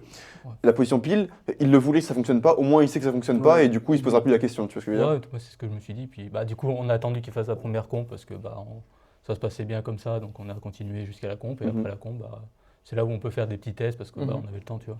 Ouais. Moi, je trouve que c'est le meilleur cas de figure quand ça vient de l'athlète. Parce que, Bah, c'est simple quoi. ouais, Enfin, t'as juste à le faire. c'est pas qu'il faut chercher au plus simple, mais en tant que coach, je trouve que tu as plus à y perdre qu'à y gagner, ou dire au mec, bah viens, tire en sumo, alors qu'il en a pas du tout envie, tu vois. Alors que moi, j'ai plusieurs athlètes. Le dernier que j'ai en tête, c'est Timothée. Un jour, il me dit, ah, j'ai tiré en sumo pour déconner. J'ai dit, pas trop mal ton sumo là, quand même, et tout. Il me dit, ouais, j'aimerais bien essayer sur le jour secondaire. Et puis au final, ça a été son principal les 2 jours, tu vois. Et il était bien meilleur en sumo. En fait, quand ça vient de l'athlète, tu sais qu'il va aimer la chose, donc il va être sérieux dessus, donc il va progresser. Je pense que c'est des risques à prendre, il faut les prendre plus avec les gens avancés. Genre, bah, tu sais, quand je te coachais, dans les formats, par exemple, comprenez, c'était un peu des risques, parce que des fois, c'était des formats un peu, genre, pas saugrenus, mais c'est des trucs que tu n'avais jamais fait, que tu connaissais pas trop, je savais pas trop comment t'allais réagir, machin, etc. Tu vois, donc tu peux prendre ce risque, parce que là, il y a un réel intérêt de relancer un truc. Ouais, de ouf. Pareil avec Antoine, des fois, tu sais, on fait des choix un peu. Genre, on avait fait le choix d'enlever un squat, tu vois. C'est pas un truc très habituel, et pourtant, ça a bien fonctionné, tu vois ce que je veux dire. Il y a de ça, ou je prends l'exemple de Jimmy, genre là bah, pour le coup c'est un peu l'aspect négatif, on avait fait des changements sur son entraînement parce que en fait ce qui se passait c'est que plus il devenait fort, plus la capacité de travail elle descendait, moins il pouvait faire, et du coup on arrive à un stade où genre des fois genre En fait, c'était genre, il faisait 3 séries de squats dans la semaine et c'était Ah trop. ouais. C'était trop, genre son single, il pouvait pas le faire, fallait pas qu'il monte, fallait qu'on se limite, machin, etc. Et à un moment, je lui dis en fait, là, le problème, c'est qu'on peut plus rien faire, il faut juste qu'on arrive à reconstruire ta capacité de travail. Et au final, on a essayé, on n'a pas réussi, ça s'est mal passé, mais je pense que c'était quand même le bon choix, tu vois. C'est juste que, bah, en fait, il y a des gens qui sont un peu très fermés dans leur schéma, dans leur façon de faire, et ils veulent pas forcément sortir, ou alors ils y arrivent pas, parce que ça fait tellement longtemps, etc. Et parfois, il y a un moment où tu arrives dans une position tellement critique qu'il faut le faire. Et moi, j'ai eu cette période-là, un peu comme justement Jimmy, genre où, bah, je sais pas si tu me connaissais à cette époque, non, tu me connaissais pas. Il y a un moment où j'avais mal, enfin, j'avais des douleurs assez chroniques, et je pouvais faire en gros un single par semaine au squat, et c'est tout ce que je faisais. Et je progressais comme ça, hein, je faisais un single par semaine. Sauf qu'en fait, il y a un moment où bah, du coup, tout ce que je faisais, c'était tester mon single, tester. Et je pouvais pas vraiment construire ma force, même si ça fonctionnait, parce qu'en soi, c'est un stimulus, un single. Mais enfin bref, Si, je me j'étais souviens. limité. Si, je crois que ça me dit C'était quelque quand j'étais chose. encore au hangar, tu sais. Ah non, du coup. Non, bah c'est Non. pas là. Et du coup, il y a un moment, je me suis dit, en fait, je préfère, entre guillemets, utiliser ce truc-là et peut-être remettre 2 squats, faire 2 séries RPE6 et puis 2 séries RPE7, ça sera à peu près l'équivalent d'un single, mais j'aurai plus de temps de récup et pouvoir repartir de là. Parce que sinon, en fait, il y a un moment où, oui, ça se passe bien, mais tu vois que ça se passe pas non plus très bien et en même temps que ça se passe un tout petit peu bien depuis très longtemps et du coup, ça t'amène pas à grand-chose, tu vois ce que je veux dire? Puis après, peut-être ça se passait bien parce que tu avais une grosse base que tu avais construite depuis des Ouais. semaines et des semaines et des mois. Oui, Et du coup, c'était l'utilisation de ça qui fait que. bah, je pense qu'il y avait de ça et le fait qu'aussi j'étais en KT au-dessus, enfin j'étais en train de monter de KT. Donc forcément, ça te facilite la chose, tu vois. Moi j'ai j'ai un autre unpopular opinion. Tous les SHW qui disent la force c'est facile, il suffit de mettre plus de poids. C'est facile quand ton poids de corps il augmente de manière linéaire avec, avec les barres que tu mets sur la barre. Non mais Oui, c'est vrai. genre c'est un truc qu'on voit souvent, tu vois. Et là il y a un peu la phase descendante. Par exemple Olivares il perd du poids, machin, etc. Mais t'as beaucoup de SHW qui disent, enfin qui progressent de manière ultra linéaire et je pense que c'est la KT où c'est le plus le cas. Parce qu'en fait tous les ans ils prennent 10 kilos, donc forcément tu progresses, tu vois. Et ça c'est un des facteurs très importants bah, justement à gérer aussi là-dedans, quoi. Bon les gars, vous savez quoi, on a la chance d'avoir un peu dans un monde, on est en Inception, il y a Antoine J. Garcia qui a commenté, et maintenant il est à cette table, donc on va pouvoir répondre. Donc on va mettre la question un peu là, parce qu'elle est longue pour que vous puissiez la lire pendant que je vais y répondre, mais en gros, moi je crois que du coup, vu ce que j'ai lu, je disais qu'en gros la génétique c'était pas ultra important dans la réussite, c'est un truc comme ça, ouais. C'était ça. C'était pas le rôle prépondéral ou primordial. Et toi, tu me disais qu'en gros, tu n'étais pas forcément d'accord avec ça, qu'on avait vu qu'il y avait certains gènes qui étaient associés du coup à la performance, et que du coup, que c'était passé dans la famille, et que les chances de médaille en fonction des familles étaient beaucoup plus hautes que d'autres, parce que justement, ils avaient ce gène-là en question. Ouais, il y avait une étude olympique par rapport à la fratrie, par rapport au lien de parenté, qui montrait que si par exemple ton jumeau avait une médaille olympique, tu avais, je crois, genre 75% de chance d'avoir une médaille olympique comparé à quelqu'un qui n'avait pas de personne de sa famille. Ouais. Bah, alors déjà, il faut voir l'étude comment elle est faite, parce que si tu as 75% de plus de chance, enfin, ça veut tout et rien dire, parce que je prends l'exemple d'un humain lambda, il a peut-être 0,0001% de chance d'avoir une médaille olympique. Donc du coup, si tu as 75% de chance, tu as 0,000175, c'est ce que je veux dire. Donc Voilà, tu as 2 fois plus de chance, mais ça reste pas grand chose quand même, tu vois ce que je veux dire. Donc oui, c'est vrai, je pense qu'il y a le milieu social aussi. Si tu vois que ton frère a déjà été champion olympique, bah, tu te dis ah ouais putain c'est faisable, tu sais, tu te rends compte, c'est un peu comme avec le sport, nous, bah, justement les gens se rendent compte que ah il y a des athlètes de haut niveau, je les connais, ah si je les connais, et qu'entre guillemets c'est des humains comme moi qui sont accessibles, c'est que aussi je peux le devenir, tu vois, je pense qu'il y a un aspect là. Bah, comme ceux qui jouent au ping-pong, là, Les qui frères sont- Lebrun. Bah, eux, ils ont dû jouer toute leur vie ensemble. Donc, Ouais, du coup, du ils coup ont forcément ils se sont progressé tirés et- l'un vers le haut et l'autre aussi. Mais du coup moi ce que je veux dire c'est que je pense qu'il y a aussi beaucoup de gènes. En fait là on parle d'un gène en particulier, mais il y a beaucoup de gènes dont on ne connaît même pas l'existence, tu vois, qui eux aussi ont un impact tout aussi important si ce n'est plus.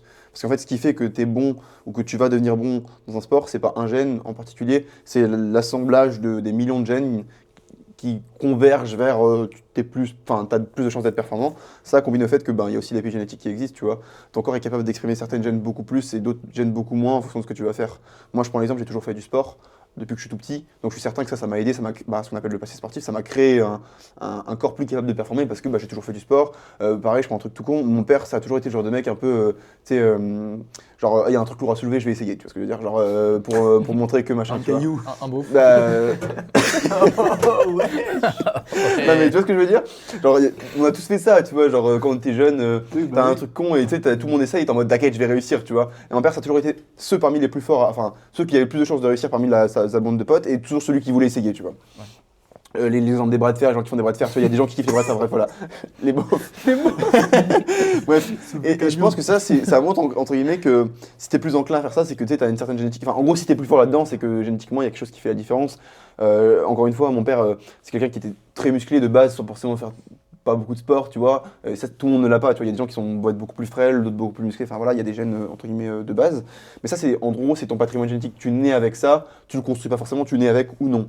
Et après, il y a ce que toi, tu vas construire. Et ça, c'est l'épigénétique. Du coup, c'est moi, par exemple, j'étais anorexique. Si tu regardes mon patrimoine génétique, enfin, ou en tout cas, tu regardes l'expression de mon patrimoine génétique au moment où je suis anorexique, tu me donnes pas un sou pour que je vais devenir champion du monde de force. Surtout de force, tu vois. À la limite d'ultramarathon, pourquoi pas, mais pas de force, tu vois. Et pourtant, 5 ans après, je suis champion du monde, tu vois. Donc en gros, tout ça, c'est les choses que tu vois, que tu ne vois pas par rapport à mon anorexie, parce que ça peut être camouflé par rapport à moi qui mangeais moins, qui m'alimentais moins, donc qui perdait de la masse musculaire. Mais en plus, il y a l'épigénétique, le fait que je me suis toujours entraîné, que j'ai toujours eu une hygiène de vie bonne, parce que comme j'étais anorexique, j'avais une certaine connaissance de la nutrition aussi, qui a fait que je mangeais beaucoup mieux que la plupart des gens de mon âge, enfin ce genre de choses. En fait, j'ai construit, entre guillemets, un patrimoine en exprimant plus certaines gènes, moins d'autres, machin, etc., qui a fait que je peux en arriver là aussi, tu vois. Et ça, je pense que c'est le genre de truc que tu peux pas... En fait, c'est pas oui ou non, tu peux le construire, tu peux le changer, machin, etc., même si évidemment, tout le monde nie avec plus ou moins de prédisposition. On prend l'exemple du mec, genre on était au collège, en sport, qui nous enculait tous, tu vois. Il y avait tous un mec dans notre classe qui était genre trop fort à tous les sports, tu vois. Et moi, je faisais partie justement des gens les plus forts, mais il y avait toujours un mec, un mec que je connaissais, il me battait tout le temps, tu vois. Enfin, il me battait tout le temps, ou alors sur les trucs sur lesquels j'étais très bon, on était très proches, mais au global, il était fort sur tous les sports, tu vois. Et ça me foutait la rage. Et typiquement, tu vois, ça c'est une gêne aussi. Genre moi j'avais la rage que lui était meilleur que moi, donc du coup je faisais en sorte d'être meilleur, tu vois. Tout le monde ne l'a pas, c'est ce truc de la combativité. Et pourtant c'est aussi un truc qui fait que t'es meilleur sportif ou non. Oula. Oh, lui, frère. Ah oui. L'adversité. Moi, premier degré, ça me foutait, mais genre la Ouais, rage. je comprends, moi aussi. Genre je faisais le sprint au début, tu sais, on fait sprint, genre au collège. Je me prends une dose, je suis en mode gros, je rentre chez WAM, je vais faire des sprints jusqu'à ce que je mette une dose, tu vois. Je m'arrachais de fou aussi. Parce que je voulais pas perdre, genre je détestais ça, tu vois. Voilà. Et toi, lui, Serre la tu main. gagnes, allez, vas-y, c'est bon. Bravo, prends. Genre, moi, il fort. y avait des crosses, je sais pas si vous avez ça, des crosses au collège. J'avais des crosses, un cross ELA ça s'appelait. Genre, tu sais, c'est une association de Zidane en plus. C'est l'association de Zidane, je crois, un truc comme ça. Bref, en gros, c'est des crosses, on courait pour les gens malades. Et je pouvais pas perdre ce cross, gros. Genre, on s'en fout. C'est bien, tu cours, mais en soi, le but, c'est pas la performance, tu vois. Mais je ne pouvais pas perdre ce cross. Ouais, Je me mettais dans des états pour gagner, parce que je voulais pas perdre. Désolé. Je me mettais dans des états pour gagner parce que je supportais pas perdre, tu vois. Ouais, je comprends. Et à l'inverse, quand je gagnais, c'était une fierté nationale pour moi. La question C'est c'est, très fort en français. en gros c'est, est-ce que pour faire des perfs, pour évoluer, on est obligé d'aller en salle avec du matos calibré, ou est-ce qu'on peut performer et évoluer dans une salle commerciale, surtout pour les débutants confirmés? Oui, on peut totalement progresser dans une salle non, mais commerciale. la question c'est est-ce qu'on est obligé du coup? Bah non, t'es pas obligé. On n'est pas obligé. Et voilà. Oui, on peut progresser sur du. Les gars, j'ai été champion du matos, monde en m'entraînant à Basic Fit. Voilà. T'avais jamais tiré sur du calibré? Si, mais 3 séances genre dans ma vie. Donc tu réponds pas à la question. Après, je pense que ça reste quand même bien si tu peux Oui, au moins c'est tester mieux. une fois Non, pour bien sûr. voir comment Mais t'es pas obligé d'y aller tout le temps. En fait, c'est pas une nécessité. C'est ça Ouais, que clairement. je pense Non, qu'il faut. clairement pas. Il faut pas que tu te dises je fais pas ce sport Parce parce qu'il n'y a que, pas de salle voilà. calibrée à côté de chez moi. Va à ton Basic Fit, mange ton Fitness sème Park. parce que c'est pas ouf, mais tu peux En fait, carrément le je faire. pense que ce qui va faire plus la différence, c'est l'environnement, plus que le matos en lui-même, tu vois. Carrément. Parce qu'en fait, quand t'es plus ou moins débutant, franchement, entre une OPB et une barre Basic Fit, tu vas pas sentir une différence. Moi, j'ai tu vois. déjà eu des cas d'athlètes qui, parce qu'ils pouvaient pas aller dans leur salle calibrée, voulaient skip une séance. Genre en mode, j'ai eu des athlètes qui ont préféré dire je m'entraîne pas parce que je peux pas aller à ma salle je calibrée, reporte je à dois la être à limite. Basic Fit. Ok, mais je m'entraîne pas, c'est une dinguerie. Ouais, moi je dis gros, moi je peux aller soulever des Bah roues de oui. secours s'il faut à la Mais même campagne, moi, ça sera mieux genre, que rien, tu pour vois. moi, pour le coup, c'est probablement un des profils qui est le plus chiant parce que je suis très expérimenté, j'ai mes habitudes, j'ai des techniques qui sont très avancées par rapport à mon sport et je suis fort, enfin, je suis un gros gabarit donc je suis très fort. Donc forcément, c'est plus contraignant de s'entraîner dans une salle commerciale parce que le matériel n'est pas adapté. Et pourtant, si j'avais pas le choix, je m'en fous, j'irais à Basic Fit terminé. tu vois. Quand j'ai commencé, j'étais dans un fitness park, dites-vous. Il y avait des rats dans le fitness park, il était miteux. Quoi Ouais. C'était le pire fitness park de France. Il y avait des rats qui se baladaient et tout, il y avait des cafards, enfin, c'était un enfer. Et oh, l'inspection de l'hygiène, il ne donne pas le nom du fitness park, Mais- le nom il ferme demain. Mais tu vois, tu parlais de l'environnement, je m'entraînais avec des gars qui faisaient du power, des gars qui étaient très très bons dans le power, et du coup, c'était trop cool. Ah bah oui. Du coup, je progressais bien. Je pense que c'est vraiment plus important. Quand t'es débutant, c'est plus important l'environnement que le matériel en lui-même. Ouais, carrément. Ce que j'allais dire, mais vous être dans un fitness park avec des bonnes personnes plutôt que dans une salle calibrée avec des connards. Complètement. C'est la phrase, genre. Non, mais c'est vrai. C'est la vérité. Non mais c'est vrai. C'est la vérité de fou. Ouais, par exemple, moi, c'était il y a 1 mois ou 2 mois à peu Oula, près. ça va donc une image J'étais des avec des connards. connards. Avec Non, non, lui, je lui sais c'est pas, un mais- connard. non, c'est au contraire. Mais on était en déplacement pour une comp et du coup, on pouvait pas s'entraîner. Or qu'à Honner, avec une barre pas ouf qui plie, des pots pas équilibrés. Mais sauf que comme on était ensemble, la séance elle s'est bien passée. Et Ah ouais. Alors on que a tu fait vas des dans la trucs, meilleure salle de matos calibré, mais t'es pas avec tes gars et il y a personne en particulier et tout, bah sinon c'est plus ça. C'est René, elle est René. Du coup, la question c'est, est-ce que vous pouvez parler de comment préparer sa première compétition, l'équipement obligatoire qu'on doit avoir, ceinture, bande genouillère, machin, et T'inquiète, de parler on des affichera la licences question. pour concourir, etc. Du coup, pour les licences, faut que tu prennes sur le site de ta ligue. Je sais pas, pour la LoRa, il faut que tu ailles sur le site de la LoRa et que tu prennes. On Ou rapproche d'un sinon, club, tu te quoi. rapproches d'un club, C'est ça. Ou alors tu prends un TPU. TPE Ça ou n'existera plus, ça, je Ouais, crois. ça va s'arrêter, ouais. Aller dans les clubs. Ouais, mais le club, mieux, c'est quand même d'aller dans un club, parce que Mm. du coup aussi, tu auras un entourage, des personnes qui pourront t'aider, t'accompagner peut-être à ta première comp. Et après, pour ce qui est de l'équipement vraiment obligatoire, c'est chaussettes hautes pour le terre, singlet, T-shirt. Et t-shirt, une paire de chaussures. chaussures fermes, non Enfin, Ils appellent ça chaussures de sport. crampons, quoi. Ouais, voilà. Jordan. Qui a décidé de mettre ses Crampons. mercuriales? Moi j'ai mes vissés de rugby, frère. Je pense que pour le terre ça va être pas mal. Quand t'es ancré dans la plateforme, tu glisses pas. Ah gros. N'empêche, Perkins qui atterre En team. En team. Et puis Ça, après, c'était la le belle époque. principal, c'est d'être au standard. Ouais. Et après, voilà. Bah, en soi, en termes de matériel, te fais pas chier. Enfin, Mm. voilà, Ouais, enfin, pas besoin d'avoir des trucs de ouf pour commencer. Déjà, vois si tu kiffes le sport et après, Ouais, le tu mieux, pourras c'est investir. de commencer ta première combat dès que tu peux et juste être au standard C'est vrai que et kiffer. maintenant, quand tu vois les premières compes de tous les athlètes, c'est full drip, machin Full et tout. reflect Quand tu derrière. regardes les compes des. derrière. Genre, toi, ta première comp, la comp des gens qui s'entraînent depuis 2018. Singlet Adidas. Gros, ça des trucs comme squattait là. sleeveless après- avec une ceinture bleu, blanc, rouge. Je pense que la différence, c'est que vas-y. les gens attendent beaucoup plus pour faire des compos aussi. Mhm. Genre, il y a tellement de gens qui disent ah, je veux pratiquer, je veux être bon. Parce qu'en fait, le niveau global augmente. Donc, du coup, t'as plus honte ou t'es Ouais. moins confiant de toi quand t'as pas un bon niveau pour commencer, tu vois. Alors qu'à l'époque, moi, j'étais en mode ah, tiens, la force, tu connais pas, bah, vas-y, essaye, tu vois. Oh, il y a une comp, tu verras, tu vois. Ah ouais, dans ma première comp, on m'a prêté tout.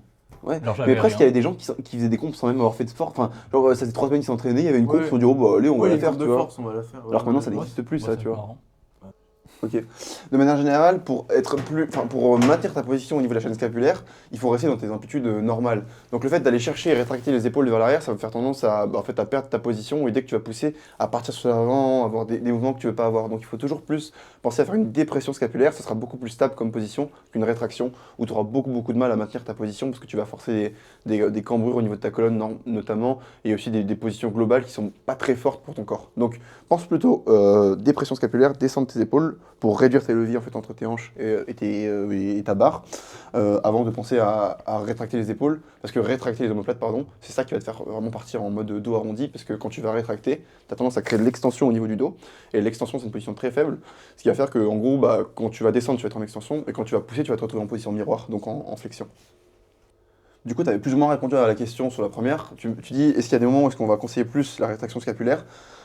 Au squat, c'est très rare. Il y a certains types de personnes sur qui je vais peut-être te conseiller un peu plus d'extension, mais ça va être plutôt au niveau lombaire plutôt qu'au niveau thoracique. Donc c'est très rare de conseiller de l'extension thoracique au squat, mais après évidemment ça va dépendre de beaucoup des gens, de comment ils squattent, s'ils sont en high bar, en low bar, s'ils se penchent beaucoup ou pas, s'ils ont un long buste, enfin ce genre de choses. Par exemple, je prends le cas d'Antoine, tu as un long buste, des petits fémurs, donc dernièrement on essaie de mettre un peu plus d'extension au niveau du dos, parce que justement on veut qu'il reste très vertical pour éviter qu'il se fasse tirer sur l'avant, parce que forcément si ton buste est long par rapport à tes fémurs, dès que tu vas repartir dès que tu vas te pencher, ça va un peu décupler le fait à quel point tu vas te tirer vers l'avant, vu que ça va déporter beaucoup la barre vers l'avant. Donc il y a un moment où tu vas devoir reculer beaucoup tes genoux, mais si tes genoux sont déjà à 90, tu peux pas plus les reculer. Donc là il faut trouver une autre manière de recentrer la barre au milieu de ton pied. Ouais. Ça me fait penser à Elliot Sykes, le subjugué en 74, qui répondait dans une Q&A. Il disait il y a quelqu'un qui lui demandait c'est quoi ton tips pour squat, en gros. Et il disait une cue que je me donne, c'est comme si je voulais que mes deux coudes se touchent dans mon dos.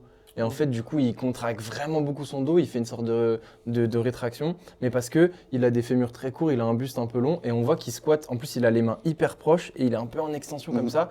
Et vu qu'il squatte en étant quasiment pas penché, pour lui, ça fonctionne bien. Mais pour la majorité des gens, genre moi, typiquement, si je fais ça, le squat, c'est cata, tu vois. Donc, Déjà que. attention. Bon, on a fait le tour. Ouais, on est pas mal. Écoutez, merci à tous d'avoir écouté ce podcast. Je te laisse faire l'outro comme d'habitude. Juste, j'espère que vous avez kiffé. J'espère que vous avez kiffé notre nouvel invité Antoine. Il rejoint l'équipe, donc voilà.